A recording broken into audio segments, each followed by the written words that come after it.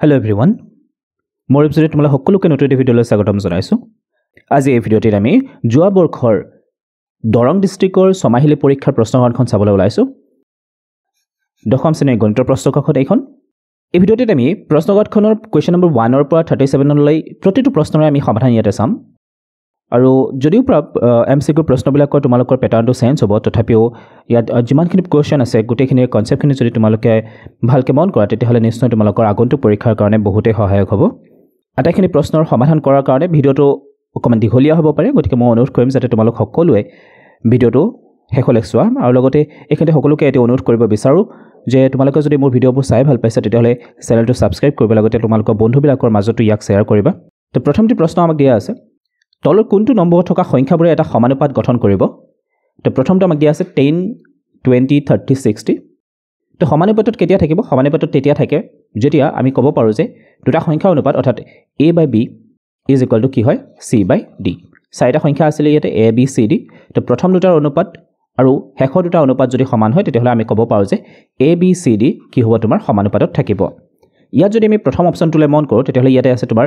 10, 20। তো ইয়াৰ যদি আমি অনুপাত উলিয়াওঁ তেতিয়াহ'লে কিমান হ'ব? 1/2। 0 0 কেঞ্চেল গ'ল, 1/2। ঠিক একেদৰে আমি যদি পিছৰ দুটা অনুপাতটো উলিয়াবলৈ চেষ্টা কৰোঁ তেতিয়া কিমান হ'বগৈ? 30/60। 0 0 কেঞ্চেল গ'ল, 3 ৰে 3 1 আৰু 3 ৰে 6 যাব 2। গতিকে ইয়াতো আমি যিটো অনুপাত পালোঁ সেইটো কিমান পালোঁ? 1/2। তো আমি কি দেখা পালোঁ যে প্ৰথম দুটাৰ যিটো অনুপাত আছিলে 1/2, দ্বিতীয় দুটাৰ অনুপাত দুটা পৰস্পৰ সমান, গতিকে শুদ্ধ অপশ্যনটো আমাৰ কি হ'বগৈ? A। তো ইয়ে বুজাইছে যে 10, 20, 30 আৰু 60 কি হৈ আছে? এটা সমানুপাতত আছে। Question number 2, -2 divided by 3 whole to the power 4 আমাক দিয়া আছে। হোল টু দি পাৱাৰ 4 আমাক দিয়া আছে। তো ইয়াৰ মানটো আমাক সুধিছে। তো পোনপ্ৰথমে যদি আমি ইয়াতে অকণমান ট্ৰিক্স এটা ব্যৱহাৰ কৰোঁ, সেইটো হ'ল তোমাৰ এলিমিনেশ্যন মেথড। মই আগৰ ভিডিঅ'ৰ কিছুমানটো কৈছোঁ যে এলিমিনেশ্যন মেথড আমি কেনেকৈ ব্যৱহাৰ কৰিব পাৰোঁ। তো এলিমিনেশ্যন মেথডৰ সহায়ত আমি কি কৰিব পাৰোঁ? কিছুমান অপশ্যন আমি বৰ সহজে ইয়াক চাইড কৰি ল'ব পাৰোঁ। তো ইয়াত যদি তুমি মন কৰা ইয়াতে মাইনাছ আছিলে ব্ৰেকেটৰ ভিতৰত আৰু হোল টু দি পাৱাৰ কিমান হৈ আছে? 4। তো 4টো এটা যুগ্ম সংখ্যা হয়। 4টো যেতিয়া যুগ্ম সংখ্যা হয়, তো যেতিয়া ঘাতটো যুগ্ম সংখ্যা হয় তেতিয়াহ'লে তাৰ মানটো কি হ'ব? ধনাত্মক হ'ব, তাত মাইনাছ নাহে। গতিকে সেই হিচাপত যদি আমি চাবলৈ যাওঁ অপশ্যন চি আৰু অপশ্যন ডিটো তোমাৰ কেঞ্চেল হৈ গ'ল। তো বাকী তোমাৰ থাকিলে এ আৰু বি। এতিয়া এ আৰু বি সাধাৰণতে কি কৰিব, কিছুমান ছাত্ৰ ছাত্ৰী ইয়াতে এটা ভুল হয় যে ইয়াতে কি কৰিব 4 × 8। তো এইটো টিক মাৰ্ক মাৰি থৈ আহিবগৈ। তো এইটো 8 নহয়গৈ। কিয় 8 নহয় সেইটো আমি চাওঁ। অ'কে, তো ইয়াৰ মানটো আমি কেনেকৈ উলিয়াব পাৰোঁ? ইয়াৰ মানটো প্ৰথমতে মই আগতে ক'লোঁ যে ইয়াত মাইনাছ চিনটো নাহে কাৰণ 4টো যুগ্ম সংখ্যা আছিলে। তো ইয়াতে কি বুজাই আছে? -2 হোল টু দি পাৱাৰ 4 ইয়াত আমি লিখিব পাৰোঁ 2 to the power 4 divided by 3 to the power 4, right? অৰ্থাৎ a/b আকাৰত যদি আমি থকা বুলি ধৰি লওঁ তেতিয়াহ'লে এইটো a to the power 4 divided by b to the power 4, right? এতিয়া এই 2 টু দি পাৱাৰ 4 ইয়াৰ অৰ্থটো কি? 2 টু দি পাৱাৰ 4ৰ অৰ্থটো হ'ল 2 4বাৰ পূৰণ হৈ আছে। 2 × 2 × 2 × 2। ঠিক একেদৰে 3 টু দি পাৱাৰ 4 ইয়াৰ অৰ্থটো হ'ল 3 4বাৰ পূৰণ হৈ আছে। এতিয়া 2ক যদি আমি 4বাৰ পূৰণ কৰোঁ কিমান হ'বগৈ? 2 × 2 4, 4 × 2 8, 8 × 2 16 হ'বগৈ। ঠিক একেদৰে 3 যদি আমি 4বাৰ পূৰণ কৰোঁ তেতিয়াহ'লে কিমান হ'বগৈ? 81। 3 × 3 9, 9 × 3 27, 27 × 3 81। তো শুদ্ধ অপশ্যনটো তোমাৰ হ'বগৈ বি। কুৱেশ্যন নম্বৰ 3 আমাক দিয়া আছে m n ৰ ঘনমূল হয়। m n ৰ ঘনমূল অৰ্থাৎ আমি এনেকৈ লিখিব পাৰোঁ নেকি? m ইজ ইকুৱেল টু কি হয়? n ৰ ঘনমূল অৰ্থাৎ cube root of n। n ৰ ঘনমূল বুলি কৈছে। এতিয়া তোমাক সুধিছে n ৰ মান কিমান হ'ব? তো n ৰ মান কিমান হ'ব সেইটো উলিয়াবৰ কাৰণে আমি প্ৰথমতে ইয়াৰ যিটো ঘনমূল আছে সেইটো নোহোৱা কৰিব লাগিব। আৰু সেইটো নোহোৱা কৰিবৰ কাৰণে আমি দুটা ছাইডতে কি কৰিব পাৰোঁ? ইয়াত যিহেতু ঘনমূল আছে গতিকে আমি দুটা ছাইডত ঘন কৰি দিব পাৰোঁ। তো যদি মই দুটা ছাইডত ঘন কৰি দিওঁ তেতিয়াহ'লে এইটো হৈ যাব m কিউব, আৰু ইয়াৰ পৰা ঘনটো কি হৈ যাব? কেঞ্চেল হৈ যাব। ইয়াক যদি মই ঘন কৰি দিওঁ দুটা ছাইডত যেতিয়া মই ঘন কৰিম ইফালে থাকিব তোমাৰ m কিউব, আৰু ইয়াতে ঘন আৰু কিউবটো দুটা কেঞ্চেল গ'ল। তো বাকী তোমাৰ থাকিব n, অৰ্থাৎ n ৰ মানটো কিমান আছিলে? m কিউব আছিলে। তো option C is the correct one. Question number 4 আমাক এটা সংখ্যা দিয়া আছে আৰু এই সংখ্যাটোক আমাক প্ৰামাণিক ৰূপত চাব দিছে।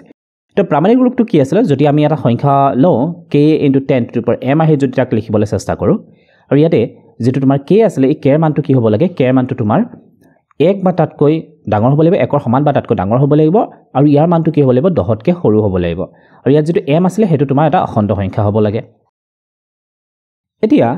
ইয়াত যিটো সংখ্যা আমাৰ হাতত আছে এইটো বহুতেই সৰু সংখ্যা, গতিকে ইয়াক আমি কি কৰিব লাগে?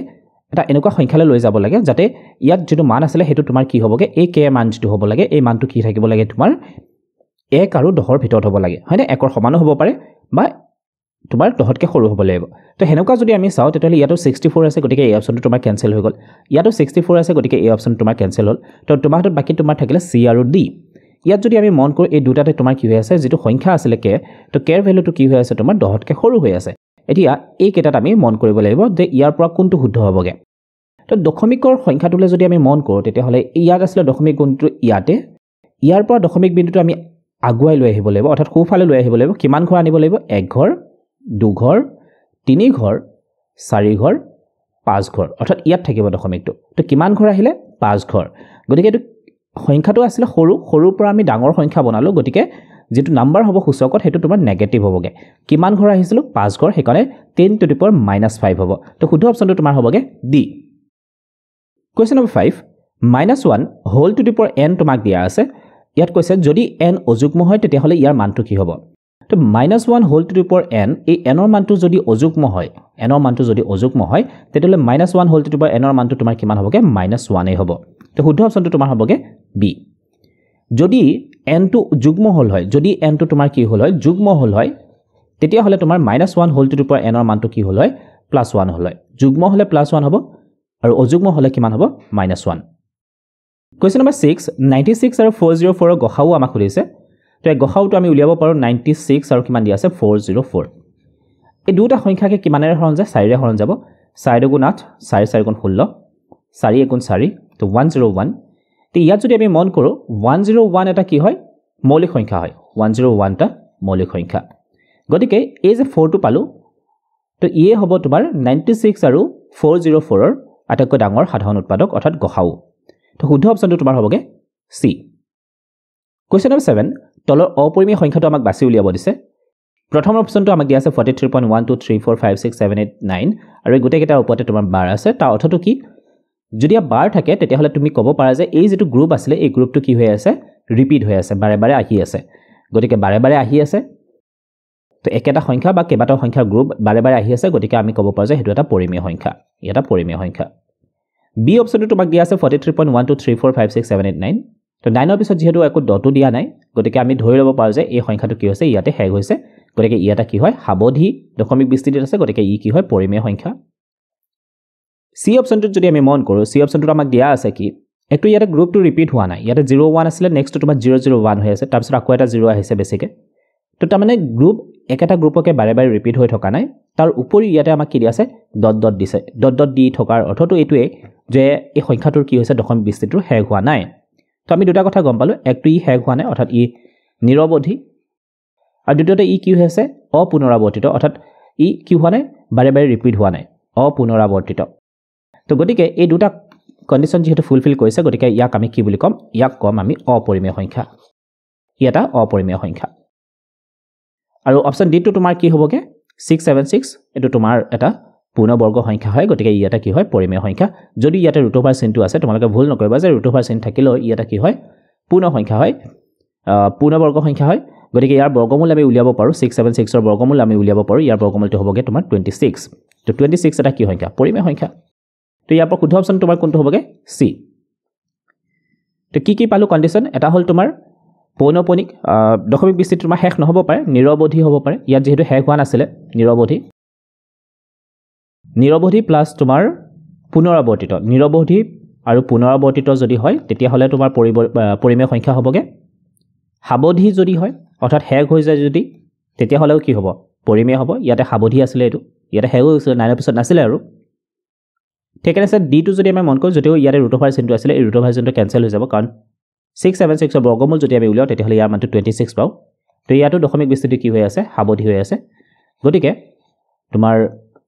এই গোটেইকেইটা ক্ষেত্ৰতে আমি পালো যে এটাই তোমাৰ এনেকুৱা আছে য'ত তোমাৰ কি দেখা পালো আমি নিৰৱধি আৰু অপুনৰাৱৰ্তিত তো এই কন্ডিশন যদি ফুলফিল হয় তেতিয়া হলে তুমি কবা যে সেই সংখ্যাটো অপৰিমেয় সংখ্যা কোৱেশ্চন নম্বৰ 8 64 ডিভাইডেড বাই 455 ৰ দশমিক বিস্তৃতি আমাক সুধিছে তো এনেকুৱা সংখ্যাবিলাকৰ যেতিয়া দশমিক বিস্তৃতি তোমাক দিব একটো ই পৰিমেয় সংখ্যা হ'ব একটো ই কি পৰিমেয় সংখ্যাই হ'ব কাৰণ ইয়াক ভগ্নাংশ আকাৰত প্ৰকাশ কৰিব পৰা গৈছে গতিকে ইয়াত আমি কেইটামান অপচন কেনসেল কৰি দিও তিনিওটাটো একেলগে সম্ভৱ নহয় গতিকে তিনিওটা অসত্য এটো হ'ব নোৱাৰে হাবধি বুলি আমি কম নে নকম হেতু আমি বাৰু অকমান পিছত গম পাম নিৰৱধি পৌনপনিক এটো হ'বও পাৰে নিৰৱধি অপৌনপনিক এইটোৱে কি বুজাইছে নিৰৱধি অপৌনঃপুনিক অকমান আগত আমি চাইছিলোঁ যেতিয়া দশমিক বিস্তৃতি নিৰৱধি অপৌনঃপুনিক বা নিৰৱধি অপুনৰাৱৰ্তিত হয় তেতিয়া সেই সংখ্যাটো অপৰিমেয় সংখ্যা হয় কিন্তু এই সংখ্যাটো অপৰিমেয় সংখ্যা নহয় গতিকে আমি অপচন সি টো কেনসেল কৰিলোঁ এতিয়া এই দুটাৰ পৰা আমি নিৰ্বাচন কৰিব লাগে তো এইটো আমি কেনেকৈ গম পাম সেইটো আমি ইয়াৰ হৰটো চাব লাগিব আমি যদি হৰটোলৈ মন কৰোঁ হৰটো আছে তোমাৰ 455 আৰু ইয়াৰ মৌলিক উৎপাদক যদি আমি উলিয়াবলৈ চেষ্টা কৰোঁ কিমানে হৰণ কৰিব পাৰি ইয়াক 5 9 5 গুণ 45 5 1 গুণ 5 হাতেৰে কৰিব পাৰি 7 1 গুণ 7 7 3 গুণ 21 অৰ্থাৎ আমি ইয়াৰ মৌলিক উৎপাদক কেইটালৈ যদি আমি মন কৰোঁ এটা পালোঁ 5 আনটো 7 আৰু আনটো হ'ল 13 এতিয়া কেতিয়া দশমিক বিস্তৃতি তোমাৰ সাৱধি হ'ব দশমিক বিস্তৃতি কেতিয়া শেষ হ'ব সেইটো আমি গম পাম যদিহে তোমাৰ কি হয় যেটো হৰ আছিলে হৰৰ তোমাৰ যদি হৰটোৰ মৌলিক উৎপাদক বিশ্লেষণ কৰোঁতে যদি তুমি তাত উৎপাদক কি পোৱা 2 পোৱা নতুবা তুমি 5 পোৱা নতুবা 2 আৰু 5 এই দুটাই আছে তেতিয়া তুমি কবা যে তাৰ দশমিক বিস্তৃতি কি হ'ব সাৱধি হ'ব কিন্তু ইয়াৰ বাদে এইকেইটাৰ বাদে যদি তোমাৰ বেলেগ মৌলিক সংখ্যা থাকে ইয়াত যেনেকৈ আমি দেখা পালোঁ 7 আছে 13 আছে তেতিয়া তুমি কবা যে ইয়াৰ দশমিক বিস্তৃতি কি নহয় সাৱধি নহয় নিৰৱধি হ'ব কিন্তু ই কি হ'ব পুনৰাৱৰ্তিত হ'ব ওকে তো শুদ্ধ অপচনটো তোমাৰ কি হ'ল বি ইয়াতে তোমাৰ 5 আছিলে কিন্তু ইয়াতে এটা কথা মন কৰা ইয়াতে 5 ৰ বাদেও কি আছে অন্য মৌলিক উৎপাদক আছে যেটো তোমাৰ 5 আৰু 2 ৰ বাদে হয় বেলেগ হয় তো 5 আৰু 2 ৰ উপৰি ইয়াতে কি আছে 7 2 টো ইয়াতে নাই 5 ৰ উপৰি ইয়াতে 7 আৰু 13 থকাৰ কাৰণে ইয়াৰ দশমিক বিস্তৃতি কি নহয় সাৱধি নহয় ইয়াৰ দশমিক বিস্তৃতি তোমাৰ হ'ব নিৰৱধি পৌনঃপুনিক কোৱেশ্চন নম্বৰ 11 x কিউব বহুপদটো শূন্যৰ সংখ্যা আমাক সুধিছে যেহেতু x কিউব আমাক দিয়া আছে x কিউব গতিকে ই এটা কি হ'ব ত্ৰিঘাত বহুপদ তো ত্ৰিঘাত বহুপদৰ শূন্যৰ সংখ্যা কিমান হ'ব তিনিটা হ'বগে ত্ৰিঘাত বহুপদৰ শূন্য সংখ্যা কিমানটা হ'ব তিনিটা হ'ব কিন্তু ইয়াতে তুমি যদি মন কৰা ত্ৰিঘাত বহুপদৰ শূন্য সংখ্যা যদিও বা তিনিটা হ'ব ইয়াত যেটো শূন্য হ'ব সেই গোটেইকেইটা শূন্য তোমাৰ কি হ'বগে একেই হ'ব বুজি পাইছানে এই গোটেইকেইটা শূন্য কি হ'ব একেই হ'ব তো ইয়াত যদি আমি x কিউবৰ মানটো উলিয়াবলৈ চেষ্টা কৰোঁ তেতিয়াহ'লে কি হ'ব x কিউবৰ মানটো আমি যদি পাওঁ x কিউব 0 বুলি ধৰিলে x ৰ মানটো আমি কি পাম 0 পাম ওকে তো তিনিটা শূন্য কেনেকৈ হ'ল তিনিটা শূন্য হ'ল যে আমি 0 টোকে আমি তিনিবাৰ কাউন্ট কৰিব লাগিব ওকে কোৱেশ্চন নম্বৰ 12 আমাক দিয়া আছে x + 2y - 4 0 আৰু 2x + 4y - 8 0 সমীকৰণজোৰৰ আমাক সুধিছে অসীম সংখ্যক সমাধান থাকিব নে অদ্বিতীয় নে কোনো সমাধান নাই নে তিনিটা অশুদ্ধ ওকে তো এতিয়া সমাধান কিমানটা থাকিব হেতু চাবৰ কাৰণে আমি কি কৰিব লাগিব প্ৰথমে আমি a1/a2 b1/b2 আৰু c1/c2 মানটো উলিয়াই চাব লাগে হেতুই আমাৰ কাম তো প্ৰথমটো আমাৰ কি আছিল a1/a2 তো ইয়াত a কিমান হ'ব তো প্ৰথমতে x ৰ লগত কি আছে 1 তো a1 হৈ গ'ল 1 ইয়াত x ৰ লগত কি আছে 2 গতিকে এটো হৈ গ'ল 2 তো আমি প্ৰথম ভগ্নাংশ পালো 1/2 b1/b2 মানটো উলিয়াবলৈ চেষ্টা কৰো b1 কিমান হ'ব y লগত থকাটো হ'ব b1 2 ইয়াতে কি আছে y লগত 4 গতিকে ইয়াতে আহিলে 2 ৰে 2 এবাৰ যাব 2 ৰে 4 কিমান বাৰ যাব দুবাৰ গতিকে ইয়াতো আমি কিমান পালো 1/2 ঠিক একেদৰে যদি মই c1/c2 মান উলিয়াবলৈ চেষ্টা কৰো c1 ৰ মান ইয়াত কিমান আছিল -4 আৰু ইয়াত কিমান আছিল -8 মাইনাস মাইনাস কেনসেল গ'ল 4 4 এবাৰ 4 8ক দুবাৰ গতিকে ইয়াতো আমি ভগ্নাংশটো কিমান পালো 1/2 a1/a2 b1/b2 আৰু c1/c2 এই গোটেইকেইটাৰ মান আমি কি পালো সমান পালো তো যেতিয়া a1/a2 = b1/b2 = c1/c2 হয় তেতিয়া তুমি কি বুলি ক'ব পাৰা যে এই সমীকৰণৰ জোৰৰ যি দুটা লেখ আছিল সেই দুটা লেখ কি হ'ব পৰস্পৰ এডাল আনডালৰ ওপৰত মিলি যাব অৰ্থাৎ ইহঁতৰ অসীম সংখ্যক সমাধান থাকিব ইহঁতৰ কি থাকিব অসীম সংখ্যক সমাধান থাকিব এতিয়া ইয়াত অদ্বিতীয় আৰু কোনো সমাধান নাই একেটাও যদি তুমি জানি থবলৈ বিচৰা তো অদ্বিতীয় সমাধান কেতিয়া থাকে অদ্বিতীয় সমাধান থাকিব যদিহে তোমাৰ a1/a2 = কি হয় b1/b2 হয় তেতিয়াহ'লে তুমি ক'ব পাৰা যে ইহঁতৰ এটা অদ্বিতীয় সমাধান থাকিব কেতিয়া সমাধান নাথাকিব কোনো সমাধান নাথাকিব যেতিয়া a1/a2 = b1/b2 = c1/c2 যদি এই কন্ডিশনটো হয় তেতিয়াহ'লে তাৰ কোনো সমাধান নাথাকে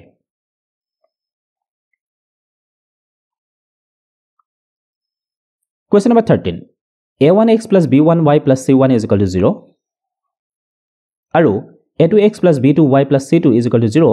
সমীকৰণ প্ৰণালীৰ কোনো সমাধান নথকাৰ চৰ্তটো তোমাক সুধিছে অকমান আগত আমি চালোৱে যে দুটা সমীকৰণৰ কেতিয়া সমাধান নাথাকে যদি এই কন্ডিশনটো হয় তে কন্ডিশনটো হ'ল যে যেতিয়া a1/a2 = b1/b2 = c1/c2 তেতিয়াহ'লে ইয়াৰ কোনো ধৰণৰ সমাধান নাথাকে তেনুকা সমীকৰণজোৰ কোনো ধৰণৰ সমাধান নাথাকে Question number 14. দুটা সমীকৰণ আমাক দিয়া আছে x + y = 14 আৰু আনটো দিয়া আছে x - y = 4 সমীকৰণটোৰ সমাধান আমাক কি হ'ব বুলি সুধিছে তো এই সমাধান আমি কেনেকৈ উলিয়াব পাৰোঁ দুটা সমীকৰণক আমি যদি মন কৰোঁ তো প্ৰথমটো আমি লিখি ললোঁ x + y = 14 আৰু আনটো হ'ল x - y = 4 এই দুটাকে যদি আমি প্লাস কৰি দিওঁ এই দুটাকে আমি কি কৰোঁ প্লাস কৰোঁ তো তেতিয়াহ'লে কি হ'ব x + x 2x হ'বগে আৰু ইয়াতে +y আৰু -y আছিলে দুটা কেনসেল যাব এই দুটা কি হৈ গ'ল 14 + 4 18 হৈ গ'ল 2 ৰে 18ক কাটিব পাৰি কিমান বাৰ যাব 9 বাৰ যাব তো x ৰ মানটো আমি কিমান পালো 9 x ৰ মানটো পালো 9 এটা এই x ৰ মানটো যিকোনো এটা সমীকৰণত যদি আমি বহাই দিওঁ প্ৰথম সমীকৰণটোতে যদি আমি লিখো x + y আছিলে ইয়াতে তো এটো কিমান হ'বগে 9 + y = কিমান হ'ব 14 তো ইয়াৰ পৰা যদি মই y মানটো উলিয়াবলৈ চেষ্টা কৰোঁ y = কিমান হ'ব 14 - 9 অৰ্থাৎ 14.9 গলে কিমান হ'বগে 5 তো x ৰ মানটো আমি পালো 9 আৰু y মানটো আমি কিমান পালো 5 গতিকে শুদ্ধ অপচন তোমাৰ কি হ'বগে b Question number 15 আমাক দিয়া আছে x² + bx + c = 0 আদৰ্শ দ্বিঘাত সমীকৰণৰ কোনটো চৰ্ত প্ৰয়োজনীয় তো এই সমীকৰণটো দ্বিঘাত সমীকৰণ হৈ থাকিবলৈ ইয়াত এটা কন্ডিশন ফুলফিল হ'ব লাগিব আৰু হেতু হ'ল তোমাৰ ইয়াত a ৰ যেটো মান হেতু কেতিয়াও 0 হ'ব নোৱাৰে a ৰ মানটো কি হ'ব নোৱাৰে কেতিয়াও 0 হ'ব নোৱাৰে Question number 16 তলৰ কোনটো এটা দ্বিঘাত সমীকৰণ এতিয়া ইয়াত কেইবাটাও আছে আৰু গতিকেটা যদি আমি এফালৰ পৰা কৰিবলৈ যাওঁ তেতিয়াহ'লে বহুতখিনি সময় ইয়াতে নষ্ট হ'ব তো আমি ইয়াক কেনেকৈ অকমান ভাবিব পাৰো যে ইয়াৰ পৰা শুদ্ধ অপচন কোনটো সহজতে বাছি উলিয়াব পাৰি এতিয়া গতিকেটা অপচন যদি আমি এক্সপান্ড কৰি চাবলৈ যাওঁ তেতিয়াহ'লে বহুতখিনি সময় নষ্ট হ'ব তো হেতু নহবৰ কাৰণে আমি কি কৰিব পাৰো গতিকেটা অপচন এবাৰ ওপৰে ওপৰে চকু ফুৰাই চাব পাৰো আৰু তাৰ পৰা আমি শুদ্ধ অপচনটো বাছি উলিয়াবলৈ সক্ষম হ'ম তো প্ৰথমে আমি যদি ডি অপচনটোলৈ মন কৰোঁ ইয়াত তুমি চোৱা লেফট হ্যান্ড সাইডত তো এখিনি আছিল ৰাইট হ্যান্ড সাইডত 0 গতিকে একো অসুবিধা নাই তো ইয়াত যদি তুমি চোৱা ইয়াতে x³ হৈ আছে কি হৈ আছে x³ তো ইয়াতে সৰ্বোচ্চ ঘাত যেহেতু 3 হৈ আছে গতিকে ই দ্বিঘাত নহয় ইয়াতে কি সমীকৰণ হৈ আছে দ্বিঘাত সমীকৰণ গতিকে অপচন ডি কেনসেল অপচন এ টো যদি আমি মন কৰো ইয়াতে তোমাৰ কি হৈ আছে a + b হোল কিউব হৈ আছে ইয়াতে 3 আছিল হোল কিউব হৈ আছে কিন্তু ৰাইট হ্যান্ড সাইডত যদি এনেকুৱাকে চাও তেতিয়াহ'লে ইয়াত কিউব থকা এটাও নাই বা কিউব নহয়গে গতিকে এই যেটো x³ আমি বাওফালে পাম হেতু কেনসেল কৰিবলৈ ৰাইট হ্যান্ড সাইডত নাই গতিকে আমি কি পাম যেতিয়া ইফাল কৰি কিনে সমীকৰণটো মিলাবলৈ চেষ্টা কৰিম তেতিয়া আমি দেখা পাম যে ইয়াত x³ এটা থাকি যাব গতিকে অপচন এ টো হ'ব নোৱাৰে কাৰণ ই এটা কি হ'বগে ত্ৰিঘাত সমীকৰণ হ'বগে ইয়াৰ সৰ্বোচ্চ ঘাতটো কিমান হ'বগে 3 বি অপচনটোলে যদি আমি মন কৰো বি অপচনটোত তুমি চোৱা আমি যদি এই ব্ৰেকেট কেটা নোহোৱা কৰো তেতিয়াহ'লে ইয়াতে কি হ'ব x * x কি হৈ যাব x² আহি যাব ঠিক আছে সোঁফালে যদি আমি মন কৰো ইয়াতো কি আহিব x * x x² আহিব তো দুটা পক্ষতে কি থাকিব তোমাৰ x² থাকিব এটা আমি জানো যে দুটা পক্ষ যদি সেম সাইনত থাকে তেতিয়াহ'লে এই দুটা কেনসেল হৈ যাব অৰ্থাৎ x² আৰু x² কি হৈ যাব কেনসেল হৈ যাব তো ইয়াতে x² হ'ব পৰা আৰু কিবা থাকিব নেকি নিশ্চয় নাই কাৰণ x * ইয়াতে 1 হ'ব আৰু 2 * x অৰ্থাৎ x তে থাকিব x * 3 হ'বগে আৰু x * 1 হ'বগে অৰ্থাৎ x² থকা আৰু নাথাকিবগে তো গতিকে ই দ্বিঘাত নহয় ই ৰৈখিক সমীকৰণ হ'বগে গতিকে অপচন বি কি হ'ব তোমাৰ কেনসেল তো বাকি থাকিলে তোমাৰ c is the correct one তো c টো যদি তুমি মন কৰা বাওফালে তো x² আছে ইয়াতে বাওফালে x² আছে কিন্তু সোঁফালে তুমি চোৱা ইয়াতে x² হ'ব পৰাকে আৰু কিবা আছে নেকি নাই ইয়াত x এটা আছে এটো -2 * x - 2x হ'বগে তো শুদ্ধ অপচনটো আমাৰ হ'বগে c Question number 7 কেৰ কি মানৰ বাবে 2x² plus kx plus 3 = 0 দুটা সমান মূল থাকিব এটা দুটা সমান মূল কেতিয়া থাকিব আমি ভেদ নিৰূপক পাইছিলো b² - 4ac = যদি 0 হয় b² - 4ac এটো আছে ভেদ নিৰূপক আৰু ইয়াৰ মানটো যদি 0 ৰ সমান হয় তেতিয়াহ'লে দুটা কি থাকিব সমান মূল থাকিব দুটা সমান মূল থাকিব এতিয়া ইয়াত যদি আমি মানখিনি উলিয়াবলৈ চেষ্টা কৰো b মানে ইয়াতে কি হ'বগে b মানে এটো আছিল k এটো আছিল a এর মান হল 2 ইয়াতে b মান হল ইয়াতে k আৰু c মানটো হৈ গল ইয়াতে 3 তো b² মানে হ'ব ইয়াতে k² -4 * a এর মান কিমান আছিল ইয়াতে 1 সৰি এর মান আছিল 2 * c মান আছিল ইয়াতে 3 = 0 তো k² - 4 গুণ 8 আৰু 3 গুণ কিমান হ'বগে 24 = 0 this implies k² কিমান হ'বগে -24 আছিল সমান চিহ্ন সোঁফালে গলে +24 তো k এর মানটো কি হ'বগে 24 বৰ্গমূল ল'ব লাগিব তো বৰ্গমূল ল'লে ইয়াতে আমি লিখিব লাগিব +-√24 তো k এর মানটো আমি পালো কি +-√24 তো option A is the correct one তো ইয়াতে কন্ডিশন কেটা গম পাই থব লাগিব তো প্ৰথমটো কন্ডিশন হ'ল যদি হে b² - 4ac অৰ্থাৎ যেটো ভেদ নিৰূপক আছিল ইয়াৰ মানটো যদি 0 তকৈ ডাঙৰ হয় ইয়াৰ মানটো যদি 0 তকৈ ডাঙৰ হয় তেতিয়াহ'লে ইয়াতে কি থাকিব দুটা ভিন্ন বাস্তৱ মূল থাকিব দুটা ভিন্ন বাস্তৱ মূল থাকিব কেটা মূল থাকিব দুটা মূল থাকিব যদি b square - 4ac b square - 4ac is equal to 0 হয় তেতিয়াহলে দুটা মূলেই থাকিব আৰু দুটা মূল কি হ'ব তোমাৰ পৰস্পৰ সমান হ'ব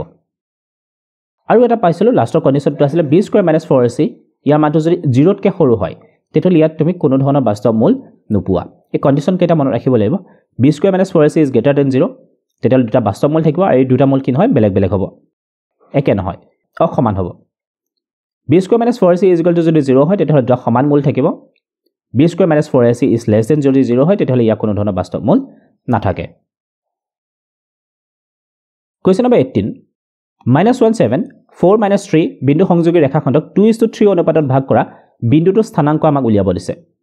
অনুপাত আমাক দিয়া আছে 2:3 ওকে তো অনুপাতটো আমি ক'ব পাৰো m1 ৰ মানটো ইয়াতে কিমান হ'বগে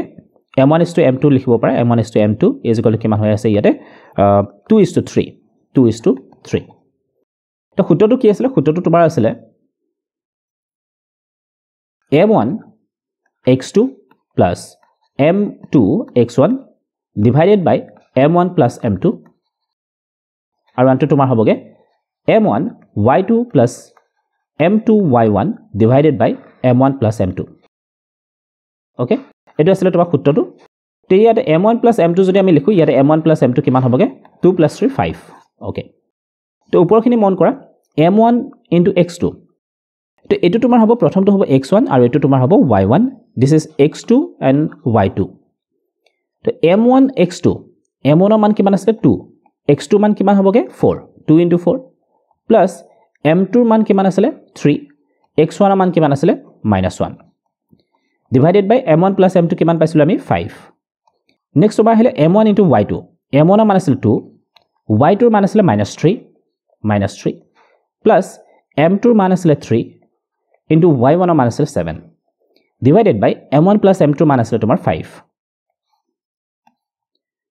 উপৰখিলে যদি আমি মন কৰো 4 গুণ তোমাৰ 8 হ'বগে 3 গুণ 3 8 - 3 divided by 5 আৰু আনটো তোমাৰ হ'বগে 3 গুণ 6 plus 7 গুণ 21 divided by 5 8 পৰা 3 গলে 5 5 divided by 5 21 পৰা 6 গলে কিমান হ'ব 15 divided by 5 right 5 5 কিমান বাজাও এবাৰ 5 15 তিনিবাৰ তো গতিকে আমি পালো কি প্ৰথমটো হ'ব তোমাৰ 1 and then 3 x মানটো 1 and y মান হ'ল 3 শুদ্ধ অপচন তোমাৰ কোনটো হ'বগে 1 3 থকাটো হ'ব a option a is the correct one question number 19 ab আৰু -a - b বিন্দু দুটাৰ মাজৰ দূৰত্ব সুধিছে তো মাজৰ দূৰত্ব লোৱাৰ ফৰ্মুলাটো কি আছিল মাজৰ দূৰত্ব হ'ল তোমাৰ x2 - x1 whole square plus y2 - y1 whole square এটো ৰুট অফ হোৱাৰ ভিতৰত ন square root of x2 - x1 whole square plus y2 - y1 whole square তো ইয়াত যদি আমি মন কৰো x2 মান কি আছিল ইয়াতে x1 হ'ব এটো y1 হ'ব এটো and then this is x2 and y2 তো প্ৰথমতে x2 পৰা x1 বিক কৰিবলে x2 কিমান আছিল -a তো -a minus x1 ইয়াতে আছিল a whole square plus y2 কিমান আছিল ইয়াতে -b minus ইয়াতো b আছিল ওকে হোল স্কয়াৰ তো ইয়াত যদি আমি মন কৰো -a মানে twice a হৈ যাব -twice a whole square plus -b minus twice b whole square এখানে স্কয়াৰ ৰুট এতিয়া ইয়াত যদি আমি স্কয়াৰখিনি কৰি দিও তেতিয়াহলে কি হ'ব মাইনাস আছে স্কয়াৰ হৈ আছে গতিকে প্লাস এ হ'ব 2 স্কয়াৰ মানে হ'ল 4 তো 4a square plus 2 square 4b square তো দুটা 4 আছে 4 টো আমি কমন ল'ব পাৰো তো এটো আমি লিখিব পাৰো 4a square plus b square root over চিনৰ ভিতৰত 4 বৰ্গমূল ল'ব পাৰো গতিকে ইয়াৰ বৰ্গমূল হ'ব 2 টো বাহিৰলৈ আহিলে তো ৰুট অভাৰ চিনৰ ভিতৰত কি থাকিব a square plus b square তো আনসাৰটো আমি কিমান পালো 2 into root over a square plus b square তো শুদ্ধ অপচন কোনটো হ'বগে c is the correct one now question number 20 question number 20 আমাক কি দিয়া আছে 1 minus 10 square 45 আৰু divided by দিয়া আছে 1 plus 10 square 45 তো 10 45 ৰ মান কিমান আছিল 10 45 ৰ মান আছিল 1 তো ইয়াত যদি আমি মানখিনি বহাবলৈ চেষ্টা কৰো কি হ'বগে 1 minus 10 45 ৰ মান কিমান 1 square হ'বগে 1 plus 10 45 ৰ মান কিমান 1 তো এটো 1 square হ'বগে তো ওপৰত কিমান হ'ল 1 minus 1 square মানে 1 and then তলত কিমান হ'ল 1 plus 1 তো 1 minus 1 কিমান হ'ব 0 1 plus 1 কিমান হ'ব 2 0 divided by 2 0 তো শুদ্ধ অপচনটো হ'বগে D question number 21 sin 35 degree into sin 55 degree minus cos 35 degree into cos 55 degree দিয়া আছে ওকে তেতিয়া আমি ইয়াতে এটা বস্তু গম পাবিলা হেতু আছিল তোমাৰ যদিহে আমি লিখিব বিচাৰো sin θ or তুমি কব পাৰা যে sin 90 degree minus θ sin 90 degree minus θ is equal to কি আছিল cos θ আৰু cosৰ কাৰণে যদি আমি লিখো cos 90 degree minus θ is equal to কিমান হয় sin θ এই দুটা আমি গম পাব লাগিব তো sin 90 degree minus θ is equal to cos θ হয় আৰু cos 90 degree minus θ is equal to কিমান হয় sin θ তো ইয়াতে এই যিখিনি মান দিয়া আছিল ইয়াতে আমি এবাৰ সাইনৰ মান এটা চেঞ্জ কৰি দিম আৰু এটা cosৰ মান চেঞ্জ কৰিম ওকে তো প্ৰথমে যদি আমি এখিনলা মন কৰো ইয়াতে কি আছিল sin 35 ডিগ্ৰী এটো একে নিচিনাকৈ থাকক sin 35 ডিগ্ৰী ইনটু যেটো sin 55 ডিগ্ৰী আছে ইয়াক আমি হলাই কিনে cosলে লৈ যাওঁ ইয়াক যদি মই লৈ যাওঁ cosলে তো মই কি লিখিব লাগিব cos 90 ডিগ্ৰী মাইনাছ θ ইয়াতে θ মান কিমান আছিল 55 ডিগ্ৰী তো এটো হ'বগে 55 ডিগ্ৰী মাইনাছ এফালখিনি মন কৰা এফালখিনি যদি আমি মন কৰো তেতিয়াহলে আমি ইয়াতে তোমাৰ cos 55 টো চেঞ্জ কৰিম তো এই cos 35 টো একে নিচিনাকৈ থাকিব cos 35 ডিগ্ৰী ইনটু এই cos 55 ডিগ্ৰীটো মই চেঞ্জ কৰিও এটো লিখো মই sin 90 degree minus θ 90 degree minus θ θ কিমান আছিল 55 ডিগ্ৰী ওকে এতিয়া সোৱা sin 35 ডিগ্ৰী ইয়াতে থাকিলে ইনটু cos 90 ডিগ্ৰী মাইনাছ θ তো ইয়াতে 90 মাইনাছ 55 কিমান হৈ আছে 90 মাইনাছ 55 যদি আমি চাও তেতিয়াহলে কিমান হ'বগে 35 degree right minus cos 35 degree sin 90 minus 50 কিমান হ'ব sin 35 ডিগ্ৰী এতিয়া এই দুটা যদি আমি মন কৰি দুটা কি হয় একে হয় sin 35 ইয়াটো আছে sin 35 ইয়াটো আছে cos 35 ইয়াটো আছে cos 35 ইয়াটো আছে গতিকে এটাৰ পৰা আনটো যদি আমি বিয়োগ কৰো কিমান হ'বগে ইয়াৰ মানটো 0 হ'ব তো শুদ্ধ অপচন কোনটো হ'বগে a question number 22 sin a is equal to cos 33 degree দিয়া আছে আৰু ইয়াতে কৈছে যে এৰ মানটো 90 ডিগ্ৰীতকে সৰু এতিয়া আমি এখানে এনেকৈ চাব পাৰো sin a is equal to কিমান দিয়া আছে cos 33 ডিগ্ৰী ৰাইট ওপৰ যেটো আমি পাইছিলো cos 90 degree minus θ is equal to sin θ হেতুকে আমি ইয়াতে এপ্লাই কৰিব পাৰো তো আমি যদি লিখো তেনেকুৱাকে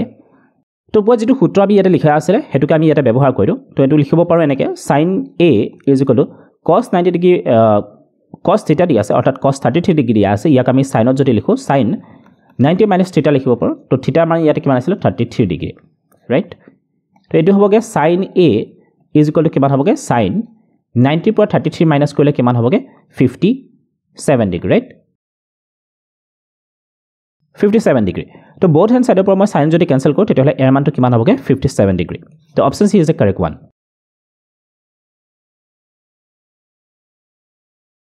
কোৱেশ্চন নম্বৰ 23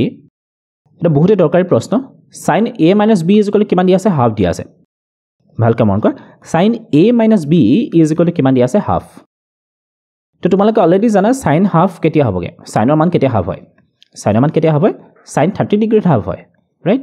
sin 30 ডিগ্ৰীত কি হয় হাফ হয় তো both সাইডৰ পৰা মই sin ক্যান্সেল কৰিলো তো a minus b মান মই কিমান পালো 30 ডিগ্ৰী পালো a minus b মান কিমান পালো 30 degree so this is number 1 ঠিক আছে যদি মই পিছৰখিনিলে মন কৰো ইয়াৰ কি দিয়া আছে cos a plus b is equal to কিমান দিয়া আছে হাফ এটা হাফ কেতিয়া হয় cosৰ মান হাফ কেতিয়া হ'ব cos 60 ডিগ্ৰী হ'বগে তো cos 60 ডিগ্ৰী ৰাইট তো ইয়াতে তোমাৰ থাকিলে cos a plus b is equal to cos 60 degree তো both hand side পৰা যদি মই cos ক্যান্সেল কৰি দিও তেতিয়াহলে a plus b মানটো মই কিমান পাম 60 ডিগ্ৰী তো এই সমীকৰণটো মই দিলো নম্বৰ 2 এতিয়া মই যদি 1 plus 2 কৰো এতিয়া মই যদি 1 plus 2 কৰো তেতিয়াহলে মই কি পাম ইয়াতে আছিল a minus b আৰু ইয়াতে কি আছিল a plus b right a plus b আৰু ইয়াতে সোফালে কিমান আছিল 1 আৰু 30 ডিগ্ৰী আৰু ইয়াতে কিমান আছিল 60 ডিগ্ৰী দুটা প্লাস হ'ব তো এটা minus b plus b আছিল ক্যান্সেল গল আৰু ইয়াতে থাকিলে তোমাৰ a plus a twice a is equal to 30 plus 60 কিমান হ'বগে 90 ডিগ্ৰী দুইৰে যদি মই 90 কাউন্ট কৰো কিমান বাৰ যাব 45 বাৰ অৰ্থাৎ এৰ যেটো মান হেতু আমি কিমান পালো 45 ডিগ্ৰী এৰ মানটো পালো এটা এৰ মানৰ পৰা আমি বিৰ মান উলিয়াব লাগে তো মই এৰ মানটো 2 নম্বৰ সমীকৰণতে বহাই দিলো তো ইয়াতে কি লিখিব পাৰো 45 degree plus b is equal to কিমান ডিগ্ৰী হ'বগে 60 ডিগ্ৰী তো b মানটো মই কিমান হ'ব তেতিয়াহলে ইয়াৰ পৰা উলিয়াব লাগিব 60 ডিগ্ৰী plus 45 হৈ আছিল ইফালে আহিলে -45 ডিগ্ৰী হ'বগে 60 minus 45 is equal to 15 তো b মানটো মই কিমান পালো 50 ডিগ্ৰী শুদ্ধ অপচন কোনটো হ'বগে a মান হ'ল 45 ডিগ্ৰী b মান হ'ল তোমাৰ 15 option b is the correct one question number 24 1 আমাক দিয়া আছে কিউব ৰুট অফ 1000 দিয়া আছে তো ইয়াৰ মানটো আমাক কিমান হৈছে এটা কিউব ৰুট অফ 1000 ইয়াক আমি কেনেকৈ লিখিব পাৰো 1000 হয় 1000 টো কি হৈ আছে 1000 টো তিনিটা 10ৰ পূৰণফল ৰাইট 10 * 10 * 10 তো এটা আমি এনেকৈ লিখিব পাৰো নেকি 10 cube cube root of 10 cube তো কিউব ৰুট অফ আৰু 10 কিউব তো এটা এনেকৈ লিখিব পাৰি 10 কিউব কিউব ৰুট হৈ আছিল গতিকে এটো আমি লিখিব পাৰো 1/3 3 কেনসেল গল তোমাৰ বাকি থাকিলে 10 তো কিউব ৰুট অফ 1000 ৰ মান কিমান হয় 10 ইউক্লিডৰ বিভাজন প্ৰমেয়িকাটো শুদ্ধ ৰূপত আমাক প্ৰকাশ কৰিব দিছে ইউক্লিডৰ বিভাজন প্ৰমেয়িকা কি আছিল তো ইউক্লিডৰ বিভাজন প্ৰমেয়িকাটো তোমাৰ আছিল দুটা যোগাত্মক অখণ্ড সংখ্যা দুটা যোগাত্মক অখণ্ড সংখ্যা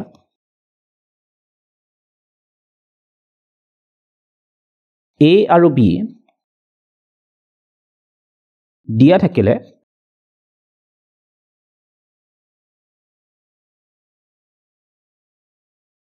এনে দুটা অখণ্ড সংখ্যা বা এনে দুটা অদ্বিতীয় সংখ্যা q আৰু r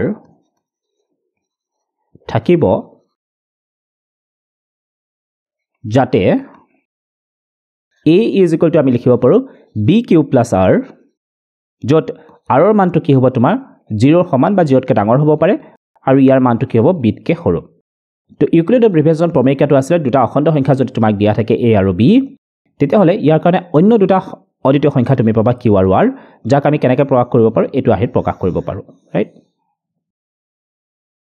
নম্বৰ 3 x² - 3 বহুপদটো শূন্য কেটা আমাক উলিয়াব দিছে গতিকে ইয়া শূন্য উলিয়াবৰ কাৰণে ইয়াৰ মানটো আমি ধৰি লম 0 বুলি x² - 3 = 0 তো ইয়াৰ পৰা যদি আমি x² মানটো লিখো তেতিয়া হলে কি হ'ব -3 আছিল এটো +3 হ'বগে তো x = কিমান হ'ব ±√3 তো শূন্য কেটা কি হ'ব দুটা শূন্য ইয়াতে আছে এটা হল +3 আৰু আনটো হল -3 নম্বৰ 4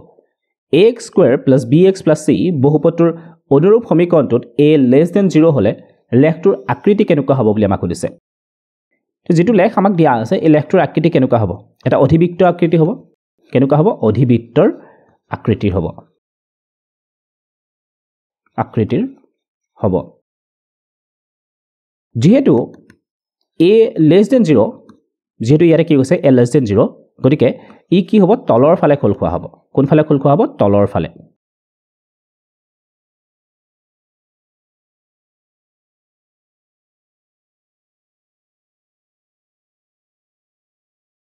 তলৰ ফালে খোল খোৱাটো কি বুজাইছে তলৰ ফালে খোল খোৱাটো বুজাইছে যেটো বহুপদ আমাক দিয়া আছে তাৰ যেটো মুখখন হ'ব এনেকুৱা হ'ব তলৰ ফালে খোল খোৱা দেখিছান তলৰ ফালে খোল খোৱা এটো কেতিয়া হয়গে যেতিয়া a ৰ মানটো কি হয় 0 তকৈ সৰু হয়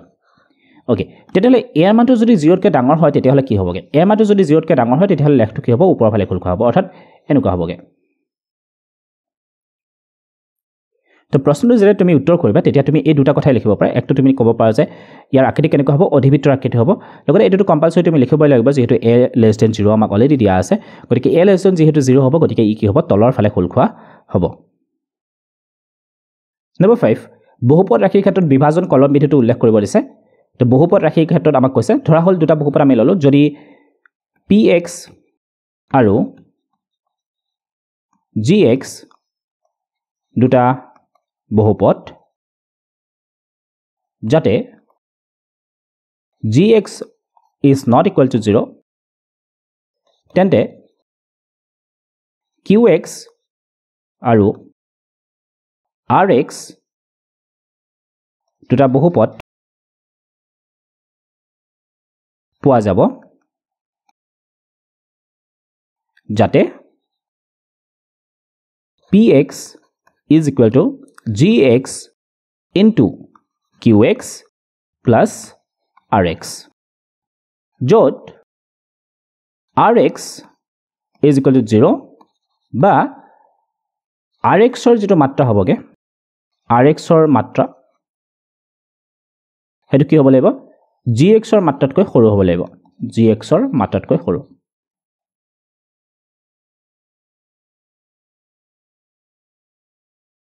ওকে কি লিখিলো এবাৰ চোৱা যদি px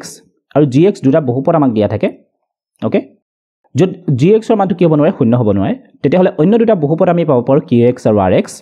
যাতে কন্ডিশনটো কি হ'ল px is equal to gx into qx plus rx যত rx ৰ মানটো কি হ'ব পাৰে তোমাৰ শূন্য হ'ব পাৰে বা rx ৰ যেটো মাত্ৰা হেতু কি হ'ব লাগিব gx ৰ মাত্ৰাতকৈ সৰু হ'ব লাগিব এটো আছিল তোমাৰ বিভাজন কলন বিধি Question number 6 n মাত্ৰ এটা বহুপদ আমাক দিয়া আছে px ইয়াৰ সৰ্বাধিক শূন্য কিমানটা থাকিব বুলি আমাক সুধিছে যেটো মাত্ৰ n গতিকে ইয়া শূন্য সৰ্বাধিক শূন্য কিমানটা হ'ব n টা হ'ব সৰ্বাধিক শূন্য কিমান হ'ব n টা Question number 7 5ডাল পেন্সিল আৰু 7টা পেনৰ দাম একেলগে 50 টকা আকৌ 7ডাল পেন্সিল আৰু 5টা পেনৰ দাম একেলগে 46 টকা সমস্যাটো সমীকৰণৰ আহিত প্ৰকাশ কৰিব দিছে তো প্ৰথমে মই পেন্সিলৰ দাম ধৰি ললো x টকা আৰু এটা পেনৰ দাম মই ধৰিলো y টকা এটা পেনৰ দাম ওকে এডাল পেন্সিলৰ দাম x টকা আৰু এটা পেনৰ দাম y টকা তো প্ৰথম কন্ডিশনটো যদি মই চাও তেতিয়া হলে কি হ'বগে 5ডাল পেন্সিল অৰ্থাৎ 5x প্লাস 7টা পেন গতিকে 7y ইজ ইকুৱেল টু কিমান হ'ব 50 আৰু দ্বিতীয় কন্ডিশনটো যদি মই চাও 7 কি দিয়া আছে 7ডাল পেন্সিল দিয়া আছে অৰ্থাৎ 7x 5টা পেন দিয়া আছে গতিকে 5y ইজ ইকুৱেল টু কিমান হ'ব 46 তো দুটাকে আমি সমীকৰণৰ আহিত প্ৰকাশ কৰিলো Number 8 x minus y is equal to 8 আৰু 3x minus 3y is equal to 16 সমীকৰণ প্ৰণালী সংগত নে অসংগত পৰীক্ষা কৰিব দিছে তো সংগত নে অসংগত আমি কেনেকৈ গম পাম ইয়াত আমি কি কৰিম a1/a2 b1/b2 আৰু c1/c2 ৰ মান কেটা উলিয়াই চাব লাগে তো প্ৰথমে যদি মই a1/a2 ৰ মানটো উলিয়াও ওকে এটা কাম কৰি লব পাৰা তুমি ইয়াতে c ৰ মানটো কি কৰিব পাৰা বাওফালে আনিব পাৰা তো সমীকৰণটো আমি অকমা সজাই কিনে লিখিব পাৰা এনেকৈ x minus y 8 টো বাওফালে আনিলে কি হ'বগে এটো সেন্স নকৰিলেও একো অসুবিধা নহয়গে তথাপিও x minus y minus 8 is equal to 0 এটো এক নম্বৰ সমীকৰণ হ'বগে দুই নম্বৰটো তোমাক কি দি আছে 3x minus 3y minus 16 is equal to 0 তো ইয়াতে যদি আমি মন কৰো x ৰ লগত থকাখিনি হ'ব তোমাৰ a মান y লগত থকা কেটা হ'ব b মান আৰু বাকিখিনি হ'ব তোমাৰ c মান ৰাইট তো প্ৰথমে আমি a1/a2 উলিয়াও a1/a2 কিমান হ'বগে ইয়াতে x ৰ লগত কি আছে প্ৰথম সমীকৰণটোত 1 আছিল আৰু দ্বিতীয়টো কিমান আছে 3 ঠিক আছে b1/b2 মই উলিয়াও b1/b2 ইজ ইকুৱেল টু কিমান হ'ব ইয়াতে -1 আছে y লগত ওকে তলত কি আছে -3 আছিল মাইনাস মাইনাস ক্যান্সেল তো এটো হ'বগে 1/3 ঠিক আছে মই যদি c1/c2 উলিয়াও c1 ৰ মান কিমান আছিল ইয়াতে -8 আছিল আৰু c2 ৰ মান ইয়াতে আছিল -16 মাইনাস মাইনাস ক্যান্সেল 8 যদি মই 8 কাটো এবাৰ 8 যদি 16 কাটো কিমান বাৰ যাব দুবাৰ অৰ্থাৎ c1/c2 ৰ মানটো আমি কিমান পালো 1/2 তো আমি কি দেখা পালো যেহেতু a1/a2 is equal to b1/b2 is not equal to c1/c2 ইয়াত চোৱা a1/a2 1/3 আছিল b1/b2 1/3 আছিল কিন্তু c1/c2 আমি কিমান পালো 1/2 তো বাকি কেটাৰ লগত c1/c2 ৰ মানটো সমান নহয় গতিকে আমি কি বুলি কম therefore সমীকৰণ প্ৰণালীটো কি হয় সংগত নহয় ই কি হয় অসংগত হয় তো সমীকৰণ প্ৰণালীটো কি হয় অসংগত Number 9 ax square plus bx plus c is equal to 0 দ্বিঘাত সমীকৰণটো দুটা ভিন্ন বাস্তৱ মূল থকাৰ শৰ্তটো লিখা তো এই সমীকৰণটো দুটা ভিন্ন বাস্তৱ মূল কেতিয়া থাকিব তেতিয়া থাকিব যদি হে b square minus 4ac b square minus 4ac is greater than কি হয় 0 তো এইটো কন্ডিশনটো তোমাৰ এই শৰ্তটো হ'ল এইটো b square minus 4ac যদি হয় ইয়াৰ মানটো কি হ'ব লাগিব 0 তকৈ ডাঙৰ হ'ব লাগিব তেতিয়া হলে ইয়াৰ দুটা ভিন্ন বাস্তৱ মূল আমি পাম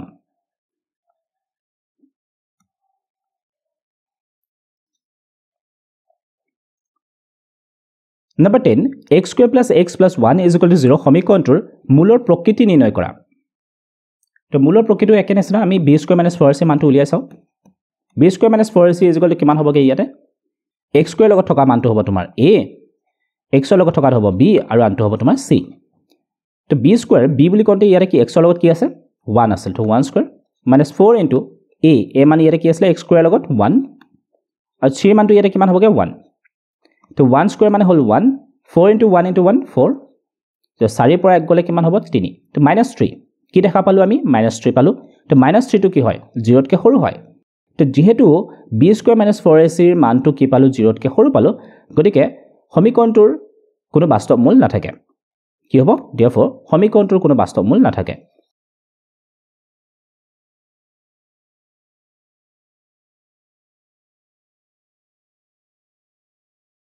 টেলছৰ মৌলিক সমানুপাতিক উপপাদ্যটো আমাক লিখিব দিছে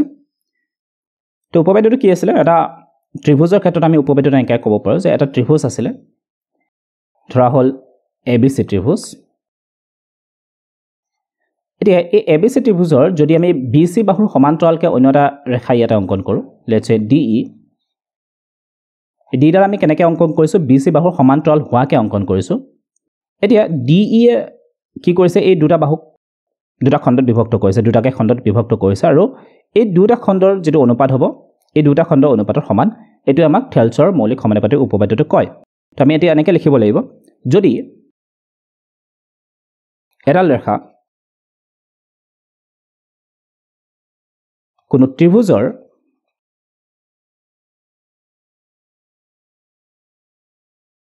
এটা বাহুৰ সমান্তৰালকৈ টনা হয়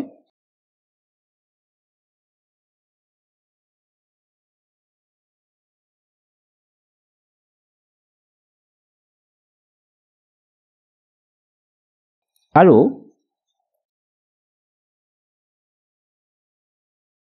ৰেখাডালে আন দুটা বাহুক দুটা নিৰ্দিষ্ট বিন্দুত ছেট কৰে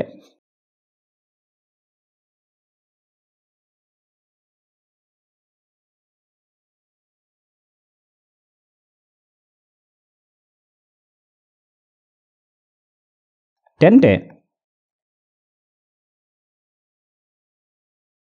সেই বাহু দুটা একে অনুপাততে বিভক্ত হ'ব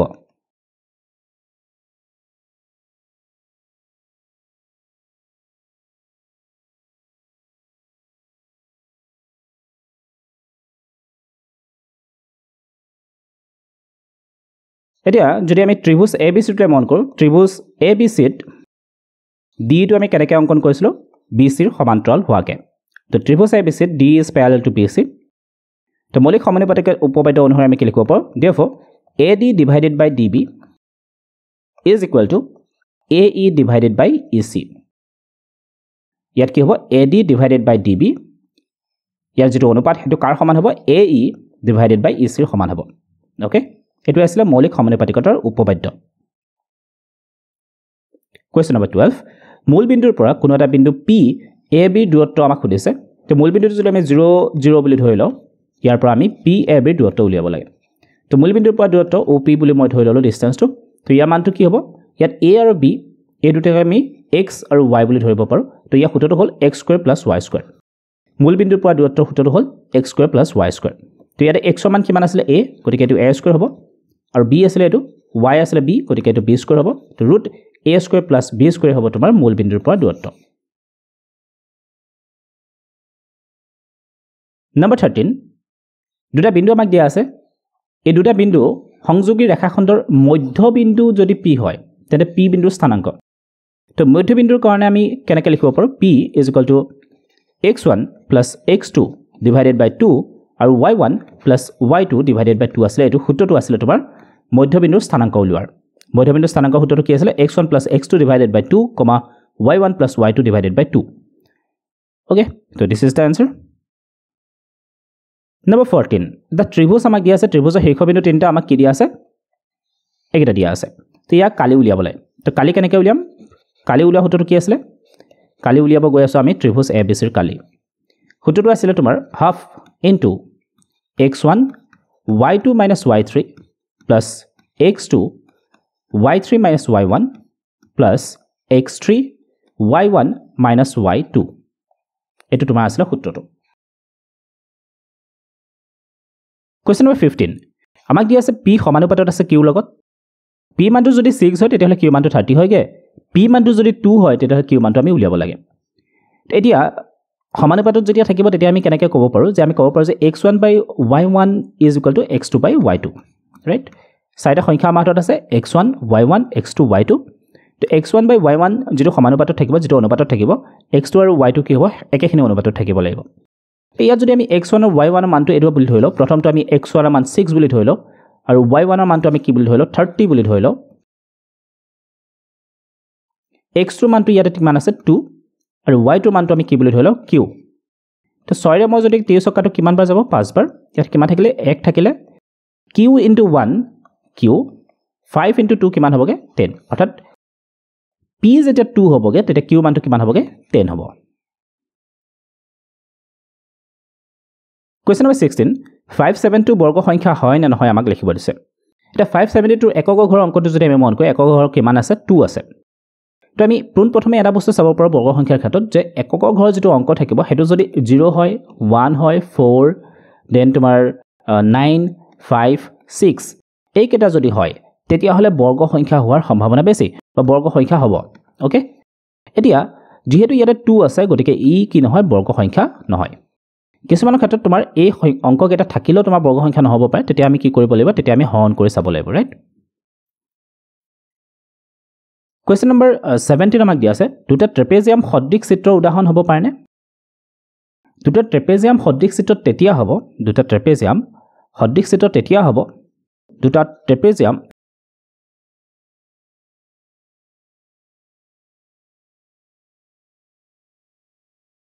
সদৃশ চিত্ৰ হ'ব যদিহে ইয়াত দুটা কণ্ডিশ্যন থাকিব এক তোমাৰ কি হ'ব কিহতৰ কি হ'ব লাগিব অনুৰূপ কোণবোৰ সমান হ'ব লাগিব অনুৰূপ কোণবোৰ সমান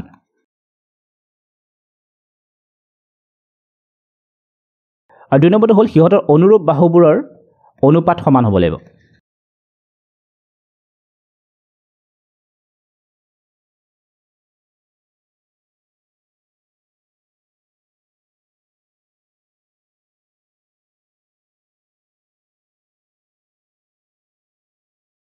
তো তেতিয়া দুটা ট্ৰেপেজিয়ামক আমি সদৃশ বুলি ক'ব পাৰিম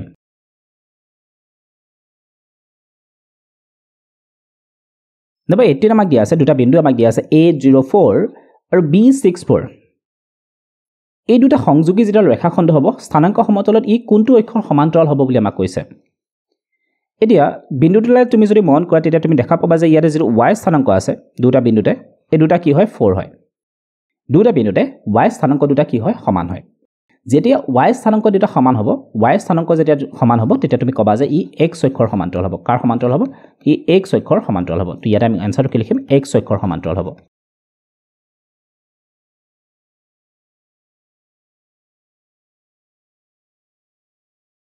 যদি তুমি ইয়াক গ্ৰাফত উপস্থাপন কৰিছো তেতিয়াহ'লে প্ৰথম বিন্দুটো কিমান 04 দি আছিল 1 2 3 4 দিস ইজ আৰু দ্বিতীয়টো কি দি আছে 64 গতে 1 2 3 4 5 6 ইয়াৰ পৰা ওপৰলৈ 4 ঘৰ 1 2 3 4 তো এনেকৈ যদি আমি বিন্দুটা কি কৰো কানেক্ট কৰি দিও তেতিয়াহ'লে আমি দেখা পাম যে ই কি হৈ আছে x অক্ষৰ লগত সমান্তৰাল হৈ আছে নম্বৰ 19 আমাক দিয়া আছে নম্বৰ 19 টো আমাক কৈছে x + 1/x = 0 x ৰ মানটো কি হ'ব নোৱাৰে শূন্য হ'ব নোৱাৰে তেন্তে ইয়াৰ কেইটা বিচ থাকিব এটা যেটো আমাক দিয়া আছে x + 1/x = 0 এই সমীকৰণটোৰ পৰা আমি যদি অকমা সৰল কৰিবলৈ চেষ্টা কৰো তেতিয়া ax টো যদি মই নোহোৱা কৰিব বিচাৰো তেতিয়া ইয়াক মই সকলোৰ লগত পূৰণ কৰিব লাগিব বাকি কেইটা পদৰ লগত x * x কিমান হ'বগে x² + 1 কিমান হ'বগে 0 কাৰণ ইয়াৰে 2 আছে সৰ্বোচ্চ ঘাত যেহেতু 2 গতিকে ইয়াৰে দ্বিঘাত সমীকৰণ গতিকে ইয়াৰ 20 কেইটা থাকিব ইয়াৰ 20 থাকিব তোমাৰ 20 কেইটা থাকিব দুটা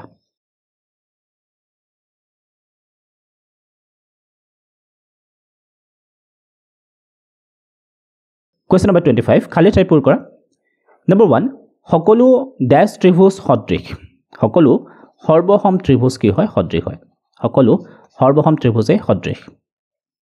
Number 2 সমান সংখ্যক বাহু থকা বহুভুজ দুটা সদৃশ হ'ব যদিহে সিহঁতৰ অনুৰূপ বাহুবিলাক কি হয় সমান অনুপাতত থাকে অনুৰূপ বাহুবিলাক কি হয় সমান অনুপাতত থাকে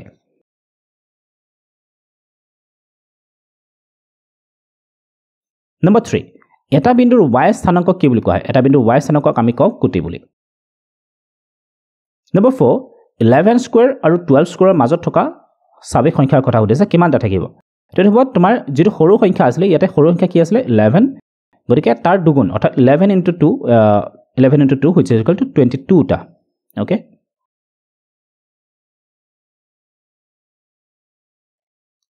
Number 26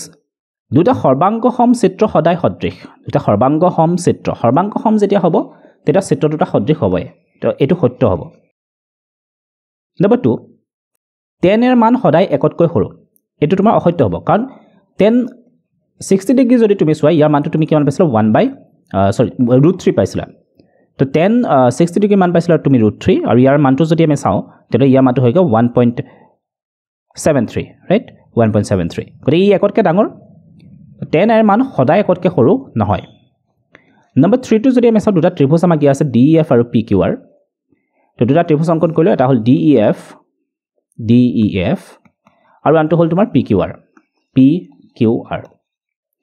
তো D আমাক দিয়া আছে 70 ডিগ্ৰী ওকে E আমাক দিয়া আছে কিমান 80 ডিগ্ৰী Q মান আমাক দিয়া আছে 90 ডিগ্ৰী R মান আমাক দিয়া আছে 30 ডিগ্ৰী এটা সুধিছে তেন্তে ত্ৰিভুজ দুটা সদৃশ নে অসদৃশ বুলি আমাক সুধিছে এটা যি দুটা কোণ আমাক দিয়া আছে এই দুটা কোণটো ইয়াৰ লগত মিলাই নাই তাৰোপৰি তুমি যদি 3 নম্বৰ কোণটো চাবলৈ চেষ্টা কৰা 3 নম্বৰ কোণটো ইয়াতে কিমান হ'বগে ইয়াতে তোমাৰ হৈ আছে 7 8 15 তো 150 ডিগ্ৰী আৰু এটো হ'ব তোমাৰ 30 ডিগ্ৰী ইয়াৰ যদি আমি চাও 9 3 12 লগত আৰু কিমান হ'বগে 60 ডিগ্ৰী তো গতিকে আমি কি দেখা পালো যে ইয়াৰ কোণবিলাক মিলা নাই এটা আনটোৰ লগত হয়নে 30 ডিগ্ৰী থাকে এটা আছে কিন্তু বাকি কেটা মিলা নাই তো যেহেতু দুটা কোণ পৰস্পৰ সমান হলেহে তুমি ক'ব পাৰিবা এও যদি হয় তেতিয়া তুমি ক'ব পাৰা যে সদৃশ বুলি দুটা কোণো যদি মিলি গল হয় তেতিয়া আমি ক'লো হয় যে সদৃশ কিন্তু ইয়াতে কেৱল এটা কোণৰ মিল আছে বাকি দুটা মিলা নাই গতিকে ই কি নহয় সদৃশ ত্ৰিভুজ নহয় সৰি এটো তোমাৰ অসদৃশ হ'বগে ওকে Number 4 to আমি যদি চাও ax square plus bx plus c is equal to 0 আমাক দিয়া আছে যত a is not equal to 0 b square minus 4ac কি বুলি কোৱা হয় মূল বুলি কোৱা হয় নে ভেদ নিৰূপক তো b square minus 4ac already আমি পাই আছো ইয়াক কোৱা হয় ভেদ নিৰূপক বা বিবেচিকা Number 27 m ৰ মান আমাক উলিয়াব দিছে এটা আমাক দিয়া আছে -3 whole to the power এটো m plus 1 this is m plus 1 এটো whole to the power 5 আৰু এটো minus whole to the power কিমান দিয়া আছে 7 যেহেতু ইয়াৰে দুটা বেস একে হয় গতিকে আমি কি লিখিব পাৰো -3 ওপৰত থকা সংখ্যা দুটা প্লাস হ'ব অৰ্থাৎ m plus 1 plus 5 is equal to -3 whole to the power 7 -3 ইয়াত কি হ'বগে m plus 6 হ'বগে m plus 6 is equal to -3 whole to the power 7 হুফালৰ বাওফাল দুফালতে কি হৈছে বেস দুটা একে -3 আছিল গতিকে আমি সূচক এটা সমান বুলি ক'ব পাৰো অৰ্থাৎ m plus 6 is equal to কিমান হ'বগে 7 আৰু ইয়াৰ পৰা যদি আমি m ৰ মান লিখো তেতিয়া হলে কি হ'বগে 7 plus 6 আছিল -6 হ'ব তো m is equal to আমি কিমান পালো 1 m is equal to কিমান পালো 1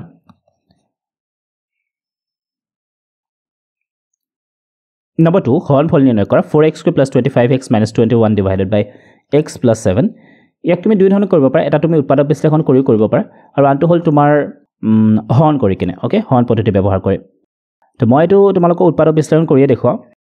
তো প্ৰথমতে আমি যদি মন কৰো ইয়াতে কিমান আছে লাষ্টত 21 -21 আৰু সমুখত কিমান আছে 4 তো -21 into 4 ৰাইট তো এটা পূৰণ কৰিলে কিবা এটা সংখ্যা ওলাব ওকে তো ইয়া উৎপাদকতে আমি উলিয়াবলৈ চেষ্টা কৰো ইয়া উৎপাদক কি হ'বগে মৌলিক উৎপাদক 21 7 3 গুণ 21 ওকে সাইডটো যদি আমি চাও তেতিয়া হলে 2 পূৰণ 2 ওকে তো 3 into 7 into 2 into 2 ওকে এতিয়া ইয়াত আমি কি কৰিব লাগে ইয়াৰ পৰা দুটা সংখ্যা আমি উলিয়াব লাগে এই দুটা সংখ্যা কি হ'ব তোমাৰ যোগ বা বিয়োগ কৰিলে যোগটো নহয় কাৰণ ইয়াতে বিয়োগ চিন আছে গতে বিয়োগ কৰিলে আমি কি পাব লাগিব বিয়োগ কৰিলে আমি কিমান পাব লাগিব 25 পাব লাগিব তো কি হ'বগে তোমাৰ 7 গুণ 14 14 গুণ কিমান হ'ব 28 28 ৰ পৰা যদি মই 3 বিয়োগ কৰো 25 ওকে তো 28 ৰ পৰা যদি মই 3 বিয়োগ কৰো কিমান হ'ব 25 গতিকে ওপৰত আমি এনেকৈ লিখিব পাৰো 4x square plus 28x minus 3x minus 21 divided by x plus 7 ওপৰ যদি প্ৰথম দুটাৰ পৰা আমি কমন লওঁ তেতিয়া হলে কিমান কমন ল'ব পাৰো 4 কমন ল'ব পাৰো আৰু x কমন ল'ব পাৰো তো 4x কমন আহিলে ইয়াতে x স্কয়াৰ আছিল গতিকে ইয়াতে x এটা থাকি গল 28ক যদি আমি 4 ৰে হৰণ কৰো তেতিয়া হলে 7 বাৰ যাব x টো কমন লোৱা গৈছিল মাইনাস ইয়াত যেটো ৰাখি আমি পালো হেতু একেনিষ্ণাকে ইয়াতে বহাইটো x plus 7 আৰু ইয়াতে কিমান আছিল মাজত -3x আৰু ইয়াতে যেটো x লিখা গল গতিকে ইয়াতে কিমান দিব লাগিব -3 divided by x plus 7 উপৰখিলে যদি আমি মন কৰো x plus 7 আছিল তো ইয়াক আমি এবাৰ লিখিলো আৰু বাকি থকাখিনি আমি এবাৰ লিখিব লাগিব 4x আছিল ইয়াতে আৰু ইয়াতে -3 4x -3 divided by কিমান হৈ আছে x plus 7 তো ওপৰৰ পৰা তলৰ পৰা x plus 7 কেনসেল গল তেতিয়া কিমান থাকিলে বাকি 4x -3 তো এটোৱে তোমাৰ কি হ'ব ভাগফল ৰাইট সম্পূৰ্ণকৈ বিভাজ্য হৈছে গতিকে ভাগ এক নাথাকে 0 Number 3 ইউক্লিডৰ কলম বিধি প্ৰয়োগ কৰি গসাও আমাক উলিয়াব দিছে তো প্ৰথমে আমি কি কৰোঁ যেটো ডাঙৰ সংখ্যা আছিল হেতু লিখি ললো তাৰ পিছত সৰু সংখ্যাটো এতে সৰু সংখ্যাটো ডাঙৰ সংখ্যাটোক যদি আমি হৰণ কৰো কিমান বাৰ যাবগে 867 তো এবাৰ যদি দিও তেতিয়া হলে 25 হ'ব দুবাৰ দিলে তোমাৰ কিমান হ'ব 50 তিনিবাৰ দিলে 75 চাৰিবাৰ দিলে 1000 তো চাৰিবাৰটো বেছি হৈ যাব তিনিবাৰ দি দিও তো 3 বাৰ দিলে কিমান হ'বগে 5 3 গুণ 15 হাতে গলে 1 5 3 15 1 16 3 গুণ 6 1 7 এটা এখন যদি মই বিয়োগ কৰো কিমান হ'ব 7 ৰ পৰা 5 গলে 2 0 1 তো 255 ৰে যদি আমি হৰণ কৰো 867 ক 3 বাৰ যাব আৰু বাকি কিমান ৰব 102 এতিয়া এই যেটো সংখ্যা আছে ইয়াক আমি ইয়াতে লিখিম 255 ইজ ইকুৱেল টু যিমান বাকি ৰৈছিলে হেতু ইয়াতে লিখিম এতিয়া 102 ৰাইট এতিয়া আকৌ এবাৰ 102 ৰে আমি 255 ক হৰণ কৰি চাম 102 ৰে কাক হৰণ কৰিম 255 তো ইয়াতে 10 আছে 10 দুগুণ কিমান হ'বগে 20 10 3 গুণ 30 বেছি হৈ যাব তো দুবাৰ দি দিলো 2 দুগুণ 4 0 2 গুণ 2 কিমান বাকি ৰল 5 ৰ পৰা 4 গলে 1 51 কিমান বাৰ গৈছিলে দুবাৰ কিমান বাকি ৰল 51 এতিয়া আকৌ ইয়াক 102 টো মই বাহিৰলৈ লৈ আহিলো তাৰ পিছত যিমান বাকি ৰৈছিলে হেতু ইয়াতে লিখিলো 51 এটা 51 ৰে আকৌ কিহক হৰণ কৰিব লাগিব এবাৰ 102 হৰণ কৰিব লাগিব তো 51 ৰে কিমান বাৰ যাব দুবাৰ 2 গুণ 2 5 গুণ 2 বাকি কিমান ৰল 0 তো 51 ৰে যেটা মই হৰণ কৰিল দুবাৰ গল আৰু বাকি কিমান ৰল 0 তো ইয়াতে আমাৰ কামটো সম্পূৰ্ণ হ'ল এতিয়া ইয়াতে পালো যে যেটো ভাজক আমি পাইছিলো হেকত ভাজক কিমান হৈছিলে হেকত ভাজক হৈছিলে 51 হেক লাষ্টত আমি কিমানে হৰণ কৰিছিলো 51 ৰে গতিকে আমি কি ক'ব পাৰো গখাও কাৰ উলিয়াইছিলো 867 আৰু 255 ইহতৰ গখাও কিমান হ'বগে হেকত যেটো ভাজক আছিল হিয়ে গখাও হ'ব অৰ্থাৎ 51 is the correct answer number 4 তিনিটা বিন্দু আমাক দিয়া আছে বিন্দু তিনিটা একৰেখীয় বুলি আমাক কৈছে আৰু ইয়াৰ পৰা আমি কেৰ মান উলিয়াব লাগে সিন্স বিন্দু তিনিটা একৰেখীয়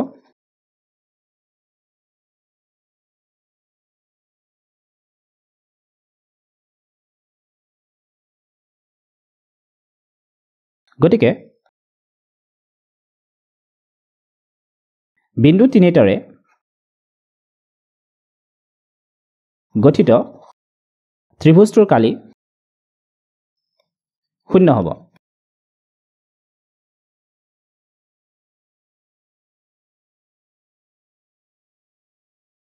ত্ৰিভুজৰ কালি উলিওৱা সূত্ৰ কি আছিল half of x1 y2 minus y3 plus x2 y3 minus y1 plus x3 y1 minus y2 is equal to 0 এতিয়া ইয়াত যদি আমি মানখিনি চাও ইয়াতে এটো আছিল তোমাৰ x1 this is y1 x2 y2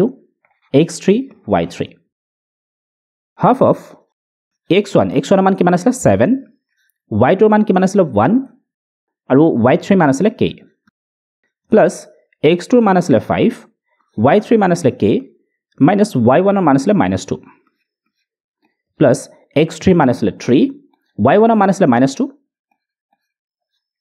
minus y2 মান আছিল 1 is equal to 0 half of 7 into 1 7 7 into k 7k plus 5 into k 5k ইয়াত যদি আমি এটো মন কৰো মাইনাস মাইনাস কি হ'ব প্লাস হ'ব 5 into 2 10 plus ইয়াত যদি আমি চাও -2 -1 আছে গতিকে এটো কিমান হ'বগে -3 তো -3 into 3 কিমান হ'বগে -9 is equal to 0 half into ইয়াত যদি আমি মন কৰো 10 - 9 কিমান হ'বগে 1 1 + 7 8 ইয়াত যদি আমি মন কৰো -7k প্লাস কিমান হৈ আছে 5k তো 7 ৰ পৰা 5 গলে 2 তো -2k থাকিলে is equal to কিমান 0 তো হাফ টু যদি আমি হিফালে লৈ যাও অৰ্থাৎ 2 টু যদি মই 0 লগত ইনটু কৰো কিমান হ'বগে 8 - 2k is equal to 0 আৰু ইয়াৰ পৰা আমি কি লিখিব পাৰো 8 is equal to কিমান হ'বগে 2k 2 ৰে যদি মই 8 কাটো কিমান বাৰ যাব 4 বাৰ অৰ্থাৎ ইয়াৰ পৰা আমি কেৰ মানটো কিমান পালো কেৰ মানটো আমি পালো 4 এটাকে নিৰ্ণয় কেৰ মান 4 অৰ আমাক দিয়া আছিল তিনিটা বিন্দু দিয়া আছে এই তিনিটা শীৰ্ষবিন্দু বিশিষ্ট ত্ৰিভুজটোৰ কালি আমাক উলিয়াব দিছে সূত্ৰটো আমি অলৰেডি পাই আহিলো তো কালি কি হ'ব area of ABC is equal to half of x1 y2 minus y3 plus x2 y3 minus y1 plus x3 y1 minus y2 এটা সূত্ৰটো যদি আমি মানখিনি বহাও তেতিয়া হলে কি হ'ব হাফ ইনটু x1 ৰ মান কিমান আছিল 1 y2 ৰ মান কিমান আছিল 6 দেন y3 ৰ মান আছিল তোমাৰ -5 x2 ৰ মান তোমাৰ কিমান আছিল x2 ৰ মান আছিল -4 ওকে ইনটু y3 ৰ মান কিমান আছিল -5 আৰু y1 ৰ মান আছিল -1 প্লাছ x3 মান আছিলে -3 ইনটু y1 ৰ মান আছিলে তোমাৰ -1 মাইনাছ y2 ৰ মান আছিলে 6 হাফ ইনটু 1 ইনটু হৈ আছে গতিকে হেখিনি হ'বগে তো 6 মাইনাছ ইনটু মাইনাছ প্লাছ তো 6 প্লাছ 5 প্লাছ এটো যদি আমি মন কৰো -4 ইনটু কিমান হৈ আছে ইয়াতে -5 মাইনাছ ইনটু মাইনাছ কি হ'বগে প্লাছ হ'বগে ওকে প্লাছ -3 ইনটু -1 -6 কিমান হ'বগে -7 হাফ ইনটু 6 5 11 ইয়াতে হৈ গ'ল ওকে প্লাছ ইয়াতে চোৱা -5 + 1 কিমান হ'বগে এটো -4 -5 + 1 কিমান হ'ব -4 তো -4 ইনটু -4 কিমান হ'বগে +16 ইয়াত যদি আমি মন কৰো 3 into 7 21 minus into minus plus half into এখিনি যদি যোগ কৰা যায় কিমান হ'বগে 6 1 7 7 1 8 2 3 4 48 তো 2 ৰে যদি 48 কটা যায় কিমান বাৰ যাব 24 বাৰ অৰ্থাৎ যেটো ত্ৰিভুজ আছিলে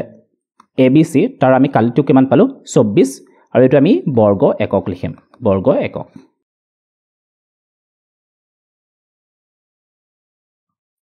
নম্বৰ 5 দুটা বিন্দু আমাক দিয়া আছে এই বিন্দু দুটাৰ সমদূৰত x অক্ষৰ ওপৰত এটো x অক্ষ নহয় এটো y অক্ষ হ'ব লাগে y অক্ষৰ ওপৰত থকা c বিন্দুৰ স্থানাংক আমাক খুদিছে তো সমদূৰত বুলি কৈছে গতিকে সমদূৰতৰ যেটো সূত্ৰ আছিল হেতু কি আছিল তোমাৰ মই ধৰি ললো p বিন্দুটো লেটস সে xy ইহতৰ মাজত দূৰত একে সমান দূৰত থকা বিন্দুটো হ'ল pxy ইয়াৰ যেটো মান হ'ব হেতু কি হ'বগে x1 plus x2 divided by 2 আৰু y1 plus y2 divided by 2 তো x1 ৰ মান কিমান আছিল 2 x2 ৰ মান কিমান আছিল -2 তো 2 - 2 divided by 2 y1 plus y2 divided by 2 y ৰ মান কিবা আছিল 5 -5 y2 ৰ মান আছিল 9 divided by 2 2 - 2 0 0 divided by 2 আৰু এটো কি হ'ব 9 ৰ পৰা 5 বিয়োগ কৰিলে 4 divided by 2 তো প্ৰথমটো 0 হৈ গ'ল 4 2 ৰে হৰণ কৰিলে 2 অৰ্থাৎ নিৰ্ণয় বিন্দুটো আমাৰ কি আছিল 0 2 c বিন্দুৰ স্থানাংকটো কি হ'বগে 0 2 তো এটো আমি p লিখো এটো আমি লিখিম c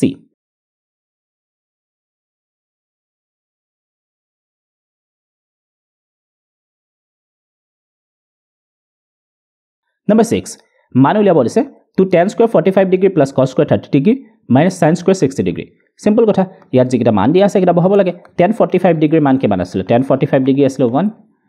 cos 30 degree মান কিমান আছিল √3/2 sin 60 degree মান কিমান আছিল √3/2 ওকে তো ইয়াত যদি আমি মানখিনি বহাও 2 * tan square 45 অৰ্থাৎ tan ৰ মান আছিল tan 45 আছিল 1 গতিকে এটো 1 স্কয়াৰ হ'ব cos square 30 cos 30 মান আছিল √3/2 হোল স্কয়াৰ হ'বগে মাইনাস sin square 60 sin 60 মান কিমান আছিল √3/2 হোল স্কয়াৰ এখন যদি মন কৰা √3/2 whole square minus √3/2 whole square দুটা একে সমান গতিকে এই দুটা কেনসেল কৰিব পাৰি তো বাকি তোমাৰ কি থাকিলে 2 * 1 স্কয়াৰ কিমান হ'ব 2 কোৱেশ্চন অফ 7 ABC ত্ৰিভুজৰ BC বাহুৰ ওপৰত D এটা বিন্দু ওকে ত্ৰিভুজ এটা আছিল ABC ইয়াৰে BC বাহুটোৰ ওপৰত এটা বিন্দু আছে D এটা তোমাক কৈছে যে ADC কোণটো অৰ্থাৎ এই কোণটো আৰু BAC কোণটো এই কোণটো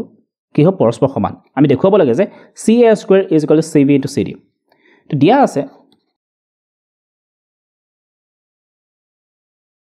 ত্ৰিভুজ ABC ৰ BC বাহুৰ ওপৰত D এটা বিন্দু আৰু angle ADC = angle BAC এতিয়া এই দুটা ত্ৰিভুজ যদি মই পৃথককৈ অংকন কৰিবলৈ চেষ্টা কৰো প্ৰথমতে ADC ত্ৰিভুজটো মই সেপাৰেটলি আঁকিলো ইয়াতে ADC আৰু আনটো হ'ল তোমাৰ কি হ'বগে ইয়াতে চোৱা A কোণটো কাৰ লগত সমান A কোণটোৰ লগত এটো D আছিল D বিন্দু তো এটো A কোণটো আছিল D লগত সমান গতিকে A হ'ব ডাঙৰ ত্ৰিভুজটোলে মন কৰা BAC ত্ৰিভুজটোলে তো এটো হ'বগে B আৰু এটো হ'ব তোমাৰ C তেতিয়া এইটো কোণ আৰু এটো কোণ তোমাক দুটা সমান হয় এটো দিয়া আছে আমাক আৰু এটা কোণ যদি আমি মন কৰো এই C কোণটো দুটা ত্ৰিভুজতে আছে C কোণটো কি হয় দুটা ত্ৰিভুজতে আছে গতিকে আমি দুটা ত্ৰিভুজৰ পৰা কি লিখিব পাৰো এতিয়া ত্ৰিভুজ ADC আৰু ত্ৰিভুজ BAC ৰ পৰা এই দুটা ত্ৰিভুজৰ পৰা আমি কি লিখিব পাৰো angle ADC is equal to angle BAC এটা আমাক দিয়া আছে ঠিক একেদৰে আমি দেখা পাইছো যে C কোণ দুটা সমান হয় অৰ্থাৎ DCA is equal to ACB এটো কি হয় সাধাৰণ কোণ দুটা ত্ৰিভুজতে থকা কোণ গতিকে ই হ'ব সাধাৰণ কোণ গতিকে কোন শৰ্ত অনুসৰি ত্ৰিভুজ দুটা কি হ'বগে সদৃশ হ'ব অৰ্থাৎ triangle ADC is similar to triangle BAC by AA যেহেতু ত্ৰিভুজ দুটা সদৃশ বুলি আমি গম পালো গতিকে ইহতৰ অনুৰূপ বাহুবিলাকৰ অনুপাতটো কি হ'বগে সমান অৰ্থাৎ ইয়াত যদি মই CA আৰু CD বাহুটো লওঁ therefore CA divided by CD is equal to ইয়াত অনুৰূপ বাহু কোনটো হ'বগে C আৰু এটো হ'বগে CB আৰু CD বাহুৰ অনুৰূপ বাহু কোনটো হ'বগে এটো CA তো এটো আমি লিখিলো এতিয়া ইয়াত যদি আমি বৰ্গ পূৰণ কৰি দিওঁ অৰ্থাৎ CA into CA কি হ'বগে CA স্কয়াৰ আৰু এটোটা যদি আমি পূৰণ কৰো কি হ'বগে CB into CD এটো আমাক প্ৰমাণ কৰিব দিছিলে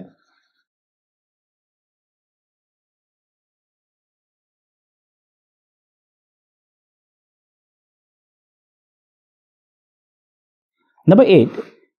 ABC ত্ৰিভুজৰ DE parallel to BC বুলি আমাক দিয়া আছে এটা ত্ৰিভুজ আছিল ABC ইয়াৰে BC বাহুৰ সমান্তৰালকৈ অন্য এটা বাহু আছে DE ওকে AB AC ৰ ওপৰত থাকে ওকে তো DE কি কৰিছে এই দুটা AB আৰু AC সেট কৰিছে AD ৰ মানটো আমাক দিয়া আছে 1.5 cm DB ৰ মানটো আমাক দিয়া আছে 3 cm A ৰ মানটো আমাক দিয়া আছে 1 cm EC ৰ মানটো আমি উলিয়াব লাগে ওকে কি দিয়া আছে ত্ৰিভুজ ABC ৰ DE is parallel to BC okay তো যেহেতু DE বাহুটো কি হয় BC ৰ সমান্তৰাল গতিকে মৌলিক সমানুপাতিকৰ উপপাদ্য বা আমি ক'ব পাৰো যে থেলছ উপপাদ্য তো ইয়াৰ সহায়ত আমি কি ক'ব পাৰো যে যেটা ত্ৰিভুজ এটা বাহুৰ সমান্তৰালকৈ অন্য এটা বাহু থাকে আৰু ই যদি ত্ৰিভুজৰ অন্য দুটা বাহুক কি কৰে দুটা নিৰ্দিষ্ট বিন্দুত সেট কৰে তেতিয়াহলে যি দুটা বাহুক সেট কৰিছে যিটা খণ্ড উৎপন্ন হৈছিল সেই খণ্ড দুটাৰ অনুপাত দুটাও কি হয় পৰস্পৰ সমান হয় তো এতিয়া আমি লিখিব পাৰো মৌলিক সমানুপাতিকৰ উপপাদ্য অনুসৰি এটাকে মৌলিক সমানুপাতিকতা উপপাদ্য অনুসৰি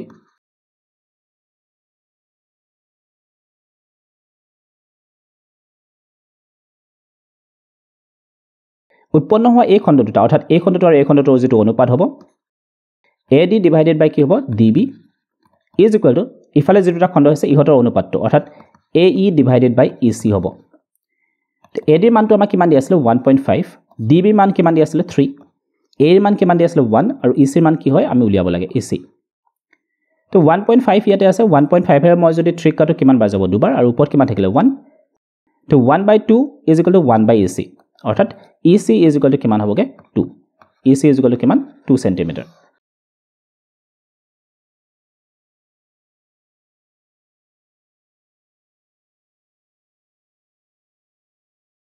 Number 9 A আৰু B ৰ কি মানৰ বাবে ৰৈখিক সমীকৰণৰ অসীম সংখ্যক সমাধান থাকিব তো এই সমীকৰণটো প্ৰথম যেটো সমীকৰণ দিয়া আছে আমি অকমা হলাই কিনে এনেকৈ লিখিব পাৰো 2x + 3y - 7 is equal to কিমান হ'ব 0 আৰু এটো যদি আমি লিখো কি হ'বগে a - b x + a + b y minus এই গোটেইখিনি মাইনাস দি কিনে আমি লিখিম ব্ৰ্যাকেটৰ ভিতৰত 3a + b - 2 is equal to 0 যেহেতু সমীকৰণৰ অসীম সংখ্যক সমাধান থাকিব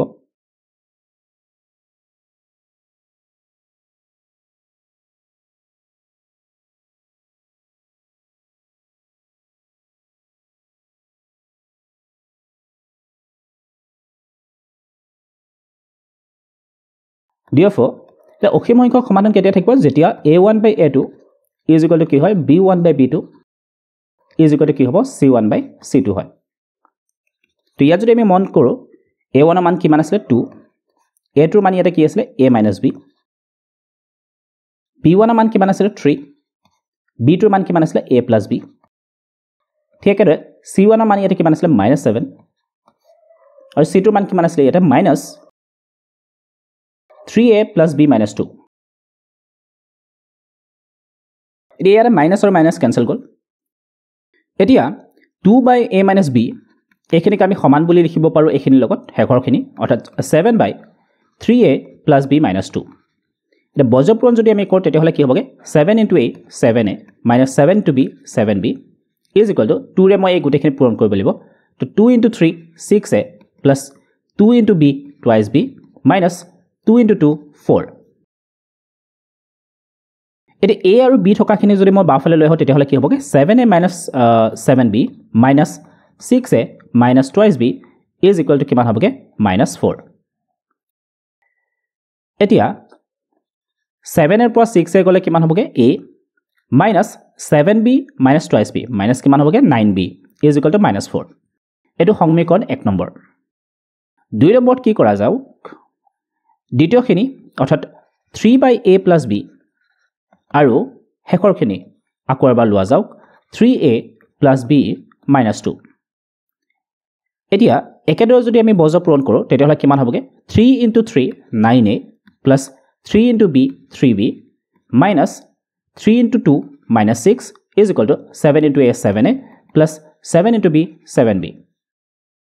এতিয়া a আৰু b খিনি যদি আমি বাওফালে লৈ আহো 9a plus 3b ইয়াত 7a to ইফালে আহিলে minus 7a 7b to ইফালে আহিলে minus 7b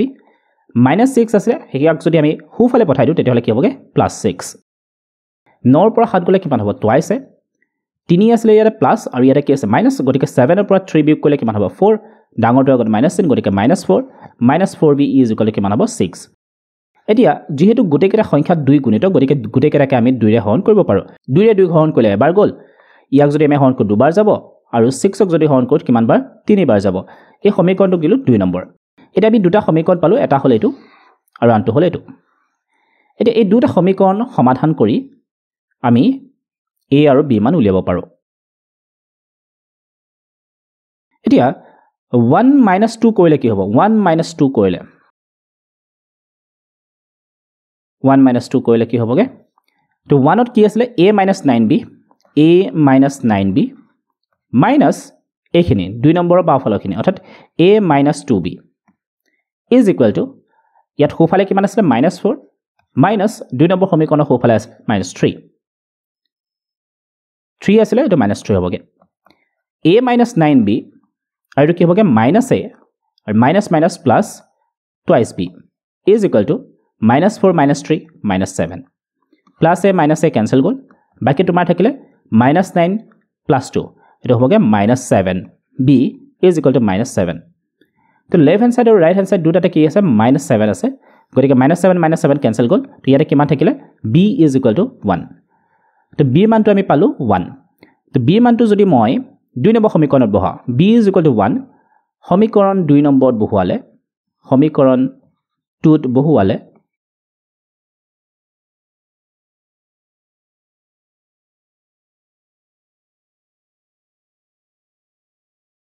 সমীকৰণ 2 আছিল a - 2b 2b b মান পালো 1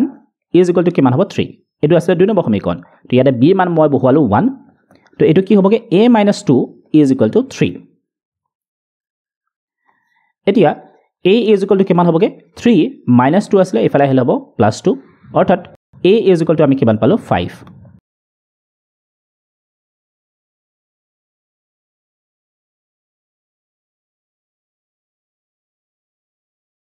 Question number 28 দেখুৱা যে √3 অপৰিমেয়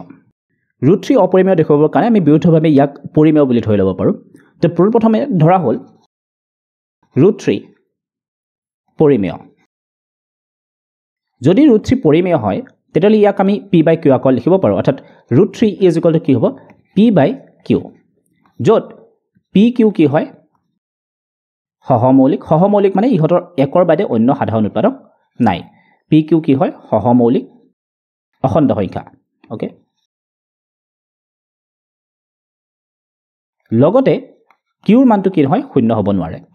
q মানটো শূন্য নহয় এটা দুই পক্ষকে যদি আমি স্কয়াৰ কৰি দিও তেতিয়াহলে √3 স্কয়াৰ কৰিলে কিমান হ'বগে 3 হ'ব আৰু ইয়াতে কি হ'ব p স্কয়াৰ হ'বগে আৰু ডিভাইডেড বাই q স্কয়াৰ হ'ব ইয়া যদি মই বজ্ৰ পূৰণ কৰো তেতিয়াহলে কি হ'বগে p square is equal to 3 into q square 3 into q square এটি এই সমীকৰণটোক মই নাম্বাৰ 1 দিলো অৰ্থাৎ 3 p স্কয়াৰৰ এটা উৎপাদক ওকে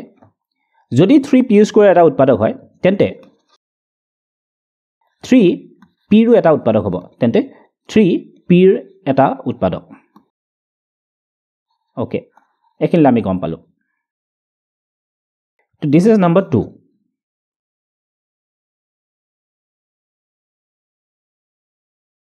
আকৌ ধৰা হল p is equal to 3m যেহেতু 3p এটা উৎপাদক হয় গতিকে আমি p আমি ধৰি ললো 3m বুলি এতিয়া এই যে 3m টো আমি ললো ইয়াক আমি 1 নম্বৰ সমীকৰণত বহাই দিও এতিয়া 1 নম্বৰ সমীকৰণ যদি ইয়াৰ মানটো বহাও তো আমি এনেকৈ লিখিব পাৰো p ৰ মান 1 নম্বৰ সমীকৰণত বহালে p ৰ মান 1ত বহালে p মান যদি মই 1ত বহাও তেতিয়া হলে কি হ'ব ইয়াত p স্কয়াৰ আছিল অৰ্থাৎ এটো কি হ'বগে 3m whole square is equal to 3q square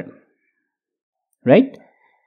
ৰে স্কয়াৰ কৰিলে কিমান হ'বগে 3 স্কয়াৰ 9m স্কয়াৰ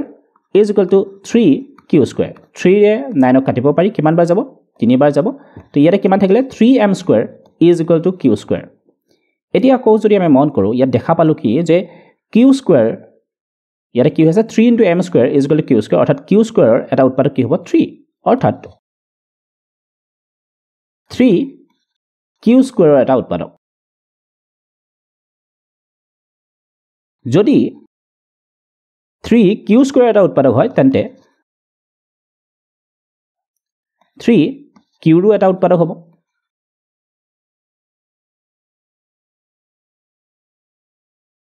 আৰু যেহেতু 3q এটা উৎপাদক এতিয়া আমি এটুক দি দিলো 3 নম্বৰ তো ওপৰত আমি কি লিখিছিলো 3p এটা উৎপাদক হয় 3 নম্বৰত আমি পালো 3q ৰো এটা উৎপাদক হয় তো আমি কি দেখা পালো যে p আৰু q এই দুটাৰে এটা অন্য এটা উৎপাদক আছে অন্য এটা সাধাৰণ উৎপাদক আছে হেতু হল 3 তো আমি দেখা পালো যে 2 নম্বৰ আৰু 3 নম্বৰৰ পৰা 2 নম্বৰ আমাৰ লিখা আছিল 3p এটা উৎপাদক আৰু 3 নম্বৰ আমি পাইছিলো 3q এটা উৎপাদক অৰ্থাৎ 3p আৰু q উভয়ৰে সাধাৰণ উৎপাদক অৰ্থাৎ 3p আৰু q উভয়ৰে সাধাৰণ উৎপাদক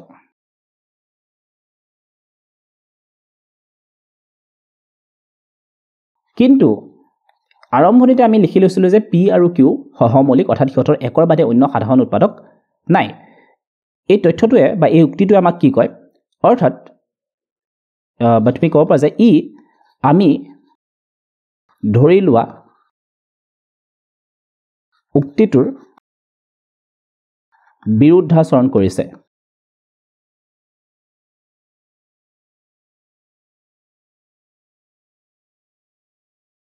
যেতিয়া আমি ধৰি লোৱা উক্তিটোৰ বিৰুদ্ধাচৰণ কৰিছিলে গতিকে আমি ধৰি লোৱা উক্তিটোৱে কি আছিল ভুল সো therefore √3 অপৰিমেয় যেহেতু আমি ধৰি লোৱা উক্তিটো কি কৈছে এই বিৰুদ্ধাচৰণ কৰিছে গতিকে √3 পৰিমেয় নহয় √3 কি হ'ব লাগে অপৰিমেয় হ'ব লাগে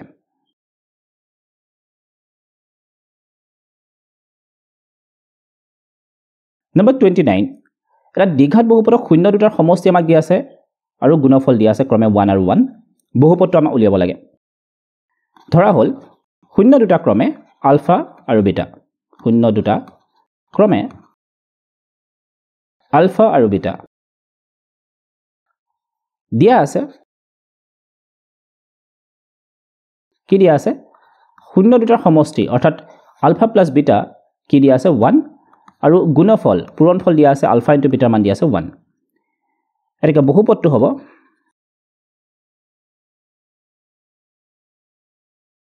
আদৰ্শ হেতু আছিল তোমাৰ x square minus alpha plus beta into x plus alpha beta তো ইয়াত যদি আমি মানখিনি বহাই দিও x square minus alpha plus বিটাৰ মান আমাক দিয়া আছিল 1 into x plus alpha into বিটাৰ মান আমাক কি দিয়া আছিল 1 তো আমি এনেকৈ লিখিব পাৰো x square minus alpha plus 1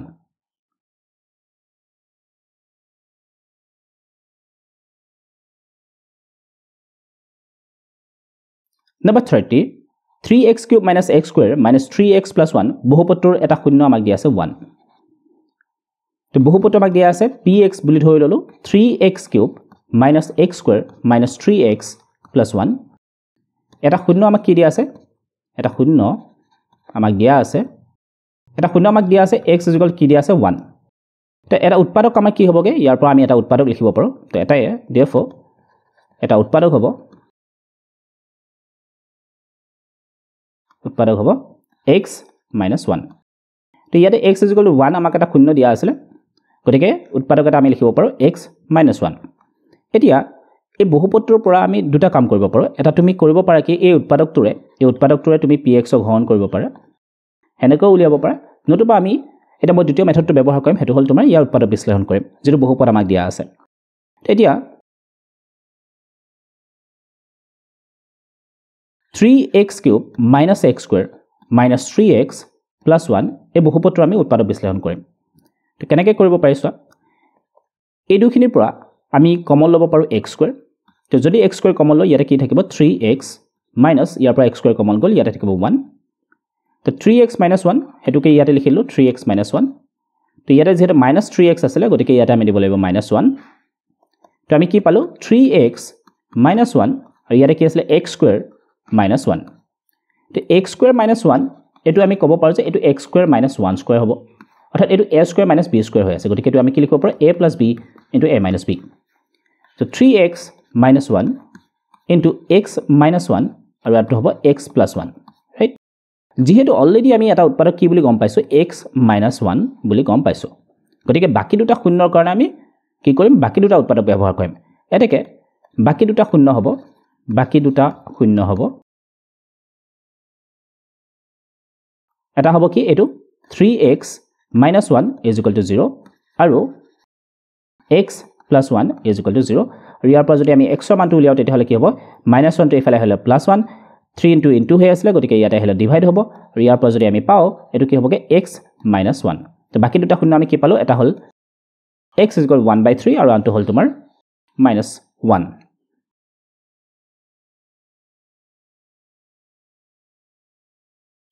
number 31 সমাধান কৰিব দিছে তো প্ৰথম সমীকৰণটো আমি 1 নম্বৰ বুলি কলো দ্বিতীয়টো আমি 2 নম্বৰ এটা 1 নম্বৰ সমীকৰণৰ পৰা যদি মই x ৰ মানটো উলিয়াবলৈ চেষ্টা কৰো তেতিয়া হলে কি হ'বগে 3x = 4 + 5y -5y আছিল সোফালে গলে +5y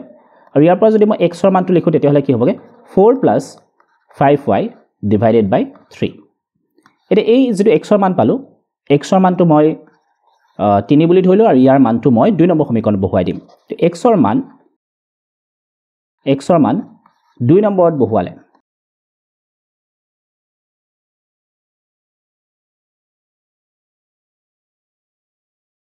আমি ইয়াতে যেটো মেথড ব্যৱহাৰ কৰিছো হেতু হল প্ৰতিস্থাপন পদ্ধতি তো 2 নম্বৰ সমীকৰণে ইয়াতে কি দিয়া আছে 9x - 2y = 7 তো 9 into x ৰ ঠাইত এতিয়া মই কি লিখিম এইখিনি বহাই দিম 4 + 5y / 3 - 2y = 7 3 ৰে 9 কাটিব পাৰি তিনিবাৰ যাব অৰ্থাৎ এটো এনেকৈ লিখিব পাৰি 3 into 4 + 5y - 2y = 7 3 টোৰে যদি ব্ৰেকেটৰ ভিতৰত থকাখিনি পূৰণ কৰো 3 into 4 12 3 into 5 15y - 2y = 7 15y - 2y কিমান হ'বগে 13y = 7 - 12 আছিল ইফালে গতিকে ইফালে গলে মাইনাস হৈ যাব -12 তো 13y = কিমান হ'বগে -5 so this implies y = কিমান হ'বগে -5 / 13 y মানটো আমি পালো -5 / 13 তো যেহেতু y মানটো আমি পালো y মানটো এতিয়া আমি 3 নম্বৰ সমীকৰণত বহুৱাই দিম তাৰ পৰা আমি x ৰ মানটো উলিয়াব পাৰিম তো ইয়াতে লিখো y ৰ মান 3 ত বহুৱালে তো y মান যদি আমি 3 ত বহুৱা তেতিয়া হলে কি হ'ব x = কিমান আছিল x = 4 + 5y / 3 4 + 5y / 3 4 + 5 into y মান কিমান আছিল -5 / 13 আৰু ডিভাইডেড বাই কিমান হ'বগে 3 এখিনি কম সৰল কৰিব লাগিব 4 প্লাস ওকে তো এটা মাইনাসে হ'বগে কাৰণ ইয়াতে প্লাস আছে ইয়াতে মাইনাস গতিকে এটো কিমান হ'ব -5 into 5 25 ডিভাইডেড বাই কিমান হ'বগে 13 ডিভাইডেড বাই 13 আৰু তলত কিমান আছিল 3 ওকে এখিনি ভালকে মন কৰিবা ওপৰখিনি যদি আমি মন কৰোঁ ওপৰখিনিত যদি আমি হৰটো মন কৰোঁ হৰটো কিমান আছিলে 13 তো এইটো লিখিলোঁ ইহঁত এটা পূৰণ কৰিলে কিমান হ'ব 4 × 13 52 মাইনাছ ওপৰত থকাটো একে নিচিনাকৈ হ'ব ইনটু এইটো ডিভাইডেড বাই 3 হৈ আছিলে গতিকে ইনটু যদি মই লিখোঁ এইটো হ'বগৈ 1/3 এতিয়া 52ৰ পৰা যদি মই 25 মাইনাছ কৰোঁ কিমান হ'ব 27 ডিভাইডেড বাই 13 ইনটু 1/3 3 যদি মই কাটো কিমান বাই যাব 9 বাৰ অৰ্থাৎ কিমান হৈ গ'ল এনসাৰটো 9/13 তো therefore x = আমি কিমান পালো 9/13 Question number 32 প্ৰমাণ কৰা যে cos a divided by 1 plus sin a plus 1 plus sin a divided by cos a is equal to 2 sec a তো প্ৰথমে আমি লেফট হ্যান্ড সাইড লৈ লওঁ লেফট হ্যান্ড সাইডত আমাক কি দিয়া আছিল cos a divided by 1 plus sin a plus 1 plus sin a divided by cos a এটা দুটা ভগ্নাংশৰ পৰা যদি আমি লসাগু লওঁ তেতিয়া হলে কি হ'ব 1 plus sin a into cos a আৰু ওপৰত এটা আমি ক্ৰস পূৰণ কৰিব লাগিব যেহেতু আমি লসাগু উলিয়াবৰ কাৰণে দুটা হৰ পূৰণ কৰিছিলো গতিকে আমি ক্ৰস পূৰণ কৰিম cos a into cos a cos square a plus 1 plus sin a into 1 plus sin a 1 plus sin a whole square এতিয়া তলৰখিনি একেদৰে থাকক 1 plus sin a into cos a ওপৰখিনিত আমি অকমা হলনি কৰিব লাগিব এটো কি আছিল cos square a right cos square এটো একে থাকিলে এটা এইখিলে যদি মন কৰে এটো 1 plus sin a আছে তো এটো আমি এনেকৈ ভাবিব পাৰো এটো a plus b whole square হৈ আছে তো a plus b whole square যদি হৈ আছে এটো আমি কেনেকৈ লিখিব পাৰো a square plus twice ab plus b square তো ইয়াতে a মানটো কি আছিল 1 গতিকে আমি লিখিব পাৰো 1 square plus 2 into 1 into sin a plus b square মানে কি হ'ব sin a whole square অৰ্থাৎ আমি ডাইৰেক্ট লিখিব পাৰো sin square a এতিয়া উপৰখিনি যদি আমি ভালকে মত কৰো cos square a plus 1 square মানে হল 1 আৰু 2 into 1 into sin a অৰ্থাৎ এটো কি হ'বগে 2 sin a plus sin square a এটা এই দুটা যদি তুমি মন কৰা cos square a plus sin square a তো আমি জানো cos square a plus sin square a কিমান হ'বগে 1 আৰু তলৰখিনি একে থাকিব 1 plus sin a into cos a তো cos square a plus sin square a যেহেতু 1 গতিকে হেতু ঠাইত আমি লিখিলো 1 ইয়াত অলৰেডি এটা 1 আছে হেতু লিখিলো প্লাস কি থাকিলে 2 into sin a আৰু তলত কিমান আছিল 1 plus sin a into cos a এতে উপৰখিনি যদি আমি মন করি ইয়াতে 1 plus 1 কি হ'বগে 2 তো এটো হ'ব 2 plus 2 sin a divided by 1 plus sin a into cos a উপৰৰ পৰা আমি 2 টো কমন ল'ব পাৰো 2 টো কমন ল'লে কি হ'বগে 2 টো কমন ল'লে ইয়াৰ পৰা ইয়াতে থাকিলে 1 plus 2 টো কমন লোৱাৰ পিছত ইয়াতে থাকিব only sin a তলত থাকিলে 1 plus sin a into cos a এটা উপৰৰ পৰা তলৰ পৰা দুটা আমি কি কৰিব পাৰো 1 plus sin a কেনসেল কৰি দিব পাৰো তো ইয়াতে আমাৰ কি থাকিলে 2 into 1 by cos a 2 into 1 by cos a 1 by cos a মানে কিমান sec a তো এটো রাইট হ্যান্ড সাইড আছে is equal to right hand side hence proof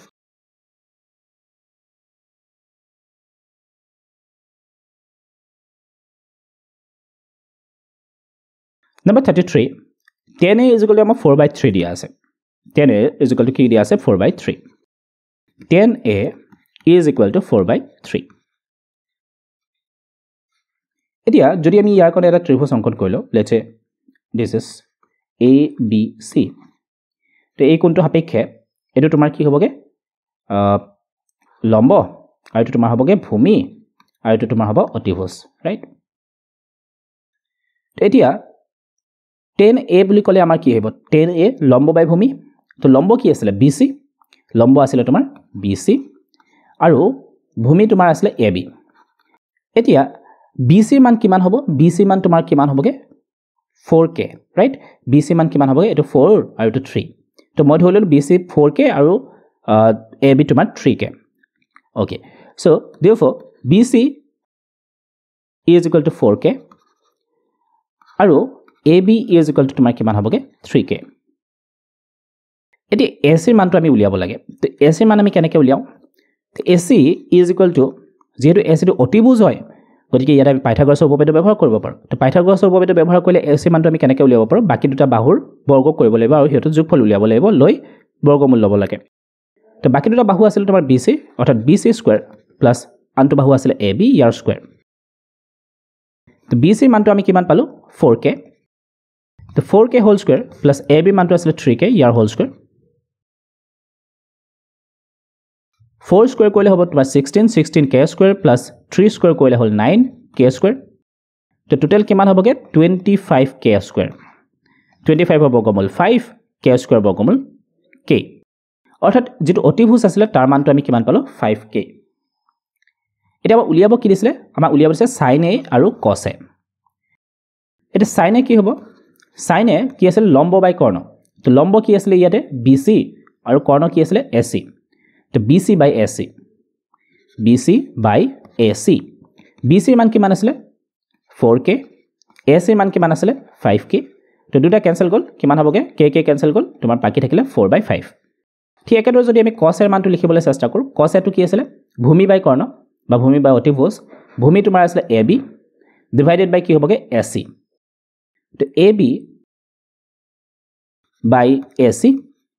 AB এর মানটো তোমাৰ কিমান আছিল 3k আৰু AC এর মানটো আমি কিমান পালো 5k তো দুটা k ক্যান্সেল গল বাকি তোমাৰ থাকিলে 3/5 অৰ্থাৎ sin এৰ মানটো আমি পালো 4/5 আৰু cos এৰ মানটো পালো 3/5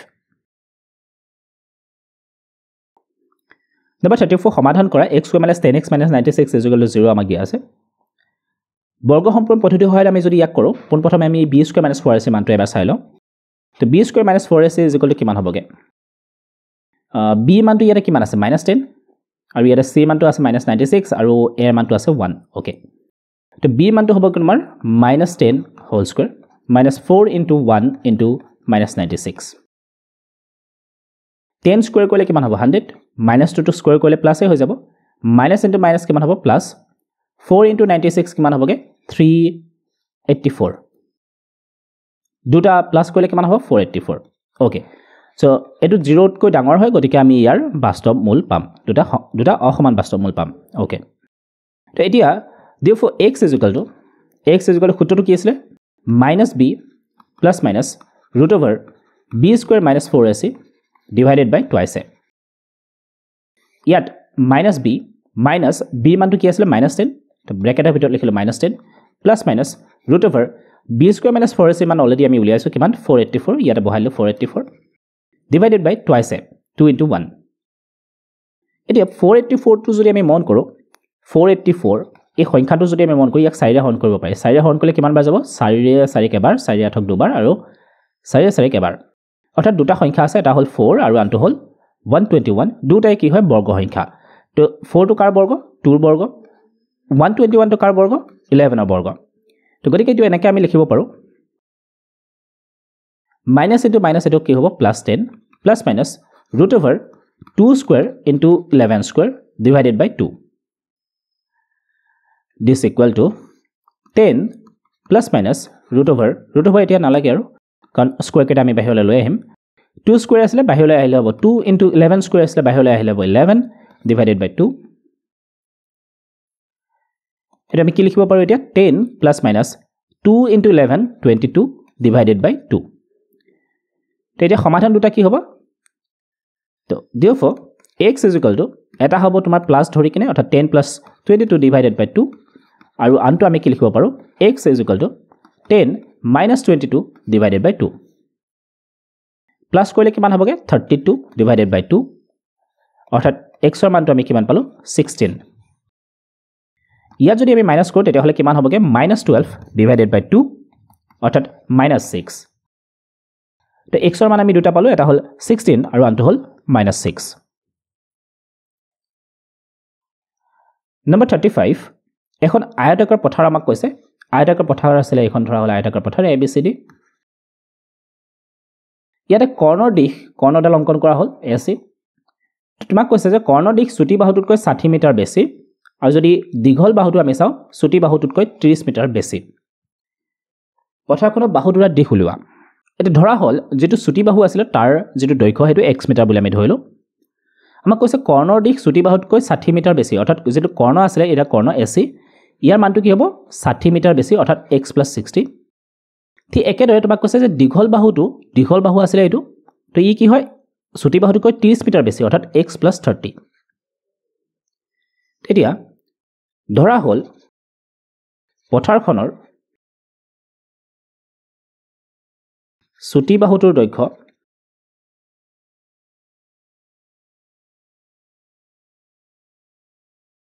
x মিটাৰ এতেকে কৰ্ণৰ দিশ কিমান হ'বগে কৰ্ণৰ দিশ x + 60 মিটাৰ আৰু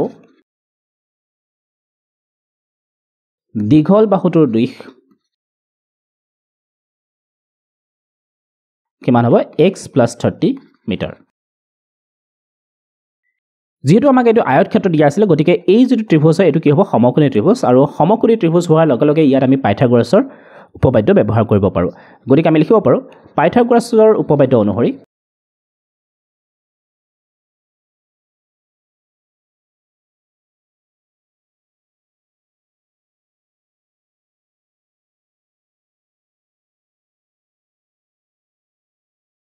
তোমাৰ অতিভুজ আছিল অৰ্থাৎ AC স্কয়াৰ = কি হ'ব বাকি দুটা বাহুৰ বৰ্গৰ সমান যোগফলৰ সমান তো AB স্কয়াৰ + BC স্কয়াৰ তো ইয়াত AC মানটো কিমান আছে x + 60 হোল স্কয়াৰ AB মানটো তোমাৰ আছে x + 30 হোল স্কয়াৰ এটো হোল স্কয়াৰ হ'বগে BC মানটো তোমাৰ হ'বগে x স্কয়াৰ এইখিনি যদি আমি মন কৰো এটো a + b হোল স্কয়াৰ সূত্ৰত হৈ গল গতিকে এটো আমি লিখিব পাৰো a square + 2 * a * b + b square অৰ্থাৎ 60 হোল স্কয়াৰ =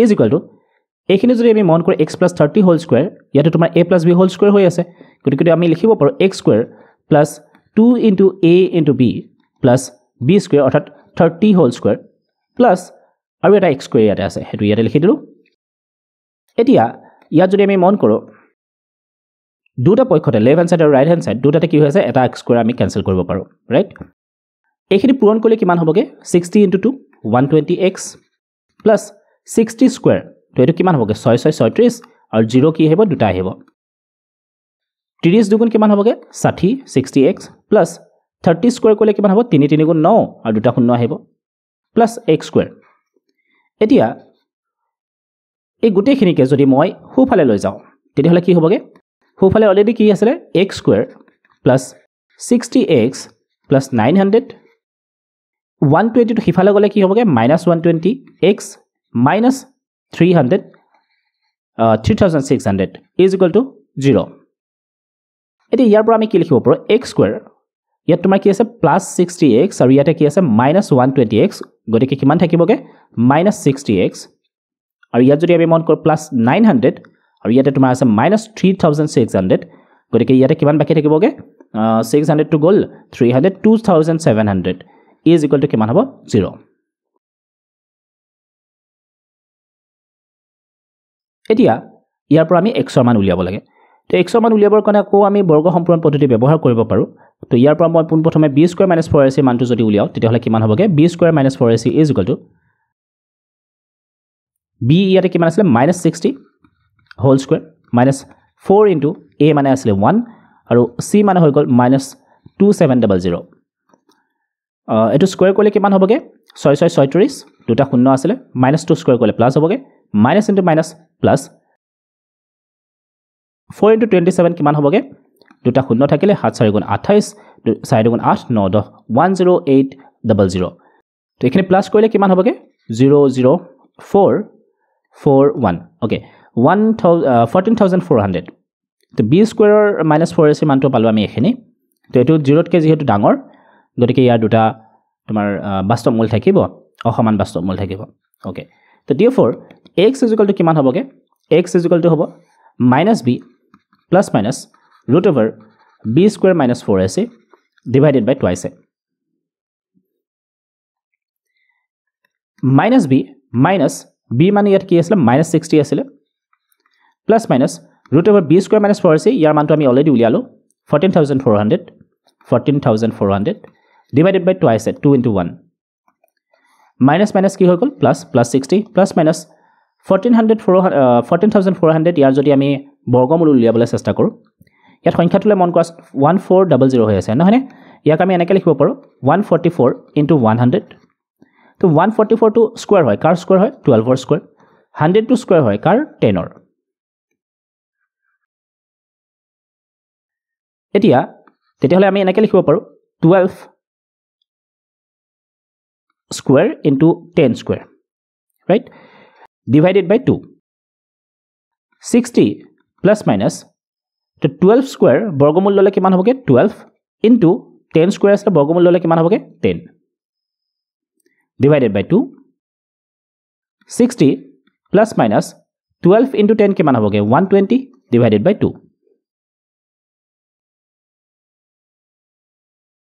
এতিয়া 60 তো x is equal to আমি লিখিব পাৰো x is equal to 60 plus 120 divided by 2 আৰু আমি এটা লিখিব পাৰো x is equal to 60 minus 120 divided by 2 এই দুখিনি যদি আমি প্লাস কৰো কিমান হবগে 120 plus 60 180 divided by 2 তো x ৰ মানটো আমি কিমান পালো 90 আৰু ইয়াৰ পৰা যদি মই x ৰ মানটো লিখো কি হবগে এটো -60 divided by 2 which is equal to -30 তো x ৰ মানটো এটা পালো আমি +90 আৰু আনটো পালো আমি -30 যেহেতু ইয়াতে মাইনাস পালো গতিকে আমি এটো আমি নলব নোৱাৰো তো এটো আমি লিখিম হ'ব নোৱাৰে কাৰণটো কি কাৰণটো হ'ল যে দৈৰ্ঘ্য আমি কেতিয়াও নেগেটিভত লব নোৱাৰো বা নলও ওকে তো এটো x ৰ মান -30 হ'ব নোৱাৰে গতিকে আমাৰ কাৰণে x ৰ মান কিমান হ'বগে 90 হ'ব এতিয়া যেহেতু আমি x ৰ মানটো গম পালো অৰ্থাৎ আমাৰ এটাকে নিৰ্ণয় চুটি বাহুটোৰ দৈৰ্ঘ্য কিমান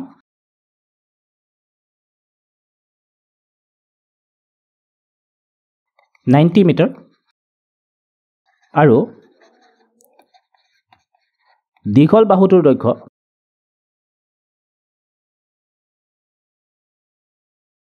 কিমান হ'বগে 90 plus 30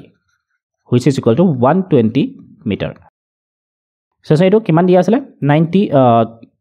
দীঘল বাহু যেটো আছিল হেতু x plus 30 অৰ্থাৎ চুটি বাহুটোতকৈ 30 মিটাৰ বেছি আছিল গতিকে চুটি বাহুটো যেটো আমি 90 মিটাৰ পালো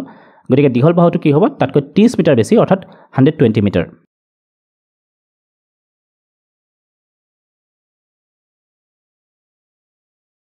Question number 36 এটা আয়তৰ দৈৰ্ঘ্যক 5 একক হ্ৰাস আৰু প্ৰস্থক 3 একক বৃদ্ধি কৰা হয় তেন্তে ইয়াৰ কালি 9 বৰ্গ একক হ্ৰাস হয় যদি ইয়াৰ দৈৰ্ঘ্যক 3 একক আৰু প্ৰস্থক 2 একক বৃদ্ধি কৰা হয় তেন্তে ইয়াৰ কালি 67 বৰ্গ একক বৃদ্ধি পায় আয়তৰ দিশ আৰু প্ৰস্থ উলিওৱা তো পোন প্ৰথমে আমি ধৰি লও আয়তৰ দিশ আৰু প্ৰস্থ কমে x আৰু y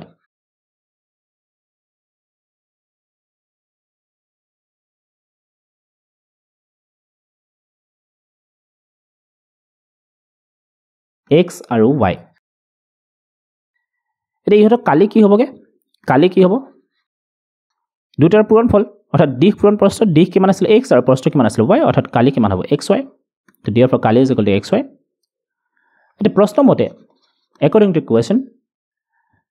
আয়তৰ দিশ কি কৰা হৈছে 5 একক হ্ৰাস কৰা হৈছে অৰ্থাৎ আয়তৰ দিশ আছিল x ইয়াৰ পৰা 5 একক কমোৱা হৈছে ওকে প্ৰস্থক 3 একক বঢ়োৱা হৈছে প্ৰস্থ আছিল y ইয়াক 3 একক বঢ়োৱা হৈছে অৰ্থাৎ y + 3 এই দুটা পূৰণ কৰিলো কি পাম কালি পাম কিন্তু ইয়াতে কৈছে যে যেটো কালি হ'ব হেতু 9 বৰ্গ একক হ্ৰাস পাব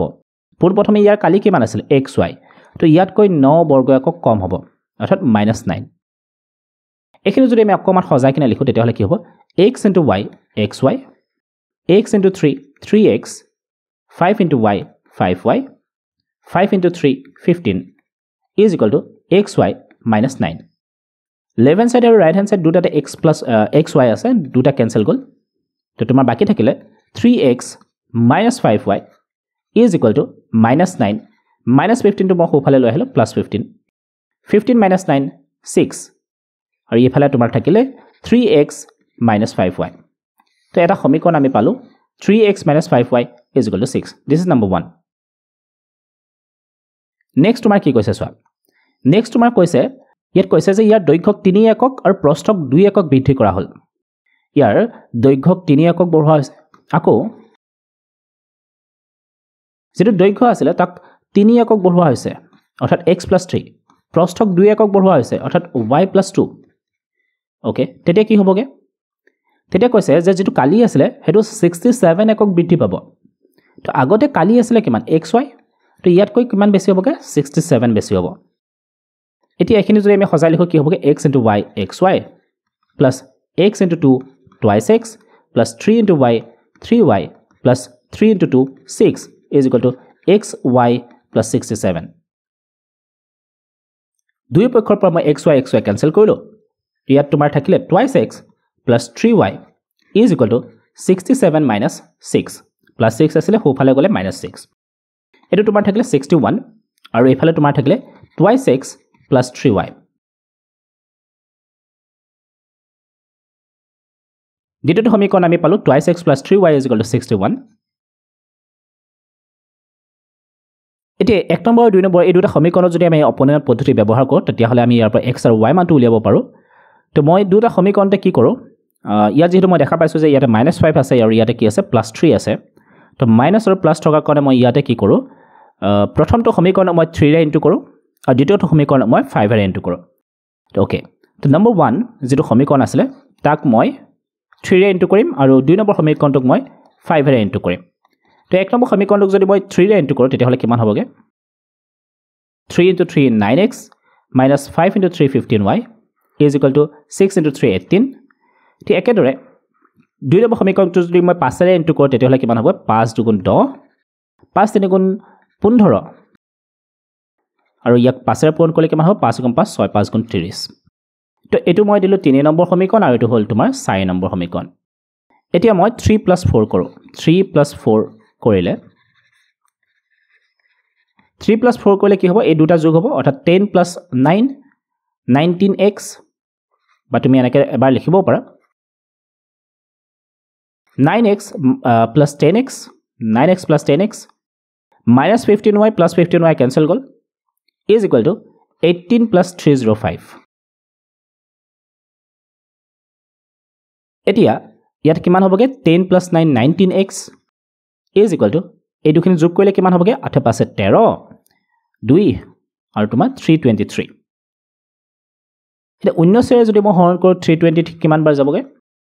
19 19 এৰ 323 হৰণ কৰিলে কিমান হ'ব 19 এৰ এবাৰ গল 19 বাকি থাকিল তোমাৰ 313 ওকে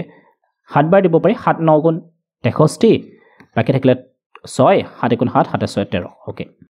সো 19 ৰে কিমান বাৰ যাব তোমাৰ 17 বাৰ যাব তো therefore x = কিমান হৈ গল 17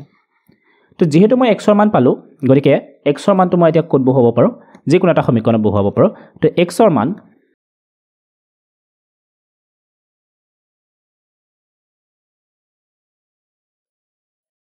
দুই নম্বৰ সমীকৰণতে বহাই দিও twice x plus 3y is equal to 61 আছিল ওকে twice x অৰ্থাৎ 2 into 17 plus 3y is equal to তোমাৰ 61 twice x plus 3y is equal to 61 okay 2 into 17 plus 3y is equal to 61 হৈ গল 2 into 17 কিমান হ'বগে 34 plus 3y is equal to 61 3y is equal to 61 minus 34 তো 3y is equal to কিমান হ'বগে 61 ৰ পৰা 34 minus কৰিলে 7 আৰু তোমাৰ থাকিলে 6 ৰ পৰা 3 5 ৰ পৰা 3 গলে 2 ওকে তো y is equal to কিমান হ'বগে 27 divided by 3 অৰ্থাৎ 9 বাৰ গল therefore y is equal to কিমান হৈ গল 9 y is equal to কিমান পালো 9 সো এটাকে নিৰ্ণয় আয়তটো দিশৰ প্ৰস্থক্ৰমে এটাকে নিৰ্ণয় আয়তটোৰ দিশ আৰু প্ৰস্থক্ৰমে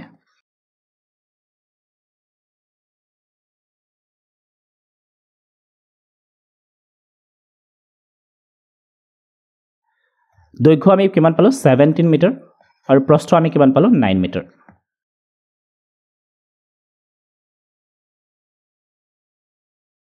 কোৱেশ্চন নম্বৰ 37 ABCD এটা ট্ৰেপেজিয়াম আছিল ওকে ইয়াতে কৈছে AB বাহুটো তোমাৰ কি হয় AB বাহুটো DC বাহুৰ লগত সমান্তৰাল AB বাহুটো DC বাহুৰ লগত সমান্তৰাল এটা দুটা কৰ্ণ আছিল এই কৰ্ণ দুটাই পৰস্পৰক ক'ত কাটিছে O বিন্দুত কাটিছে এটা আমি দেখুৱাব লাগে যে AO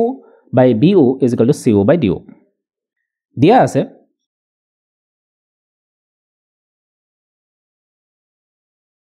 ABCD ট্ৰেপেজিয়ামৰ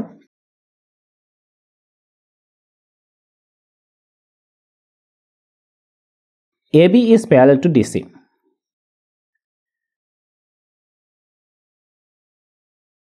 এতিয়া ইয়াৰ যে কোনো যদি আমি দুটা ত্ৰিভুজ বাছি লও ধৰল এই ত্ৰিভুজটো আৰু এই ত্ৰিভুজটো ওকে এটা ত্ৰিভুজ AOB আৰু ত্ৰিভুজ COD ৰ পৰা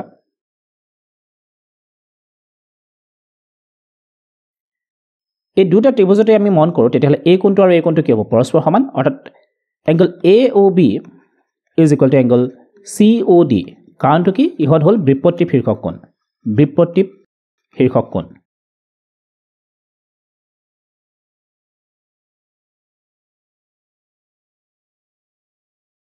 ঠিক একেদৰে যদি আমি মন কৰোঁ এই কোণটোলে আৰু এই কোণটোলে এই দুটা কোণ পৰস্পৰ সমান হ'ব angle ABO is equal two angle CDO কাৰণটো কি হ'ব কাৰণটো হ'ল ইহঁত একান্তৰ অন্তঃকোণ যেহেতু ৰেখা দুটাৰ পৰস্পৰ সমান্তৰাল গতিকে একান্তৰ অন্তঃকোণ দুটাও কি হ'ব পৰস্পৰ সমান একান্তৰ অন্তঃকোণ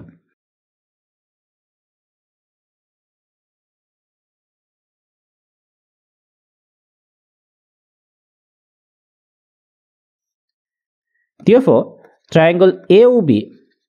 is similar to triangle COD. দুটা ত্ৰিভুজ তোমাৰ সদৃশ হ'ব শৰ্তটো হ'ল কোন কোন শৰ্ত অনুযায়ী দুটা ত্ৰিভুজ সদৃশ যেহেতু আমি গম পালো যে ত্ৰিভুজ দুটা সদৃশ গতিকে ইহঁতৰ অনুৰূপ বাহুৰ অনুপাতটো কি হ'ব সমান হ'ব অৰ্থাৎ AO by CO therefore AO by বা তুমি এনেকৈ লিখি ল'ব পাৰা since সদৃশ ত্ৰিভুজৰ অনুৰূপ বাহুৰ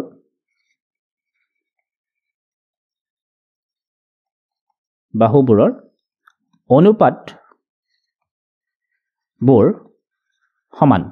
অনুপাতবোৰ সমান তো সদৃশ ত্ৰিভুজৰ ক্ষেত্ৰত আমি দেখিবলৈ পাওঁ যে যিবিলাক অনুৰূপ বাহু আছে সেইবিলাকৰ অনুপাতবিলাক কি হয় পৰস্পৰ সমান হৈ যায় তো therefore ইয়াত যদি আমি অনুৰূপ বাহু কেইটা চাওঁ তেতিয়াহ'লে এটা হ'ব তোমাৰ AO by CO is equal to BO by DO আৰু ইয়াৰ পৰা যদি আমি এই দুটা যদি আমি সালসলনি কৰি দিওঁ অৰ্থাৎ AO BO আমি এফালে লৈ আহিব পাৰোঁ BO তো BO আনি কিনে আমি CO আকৌ এফালে লৈ যাব পাৰোঁ CO divided by DO okay তো AO by BO is equal to CO by DO এটো আমাক প্ৰমাণ কৰিব দিছিলে proved so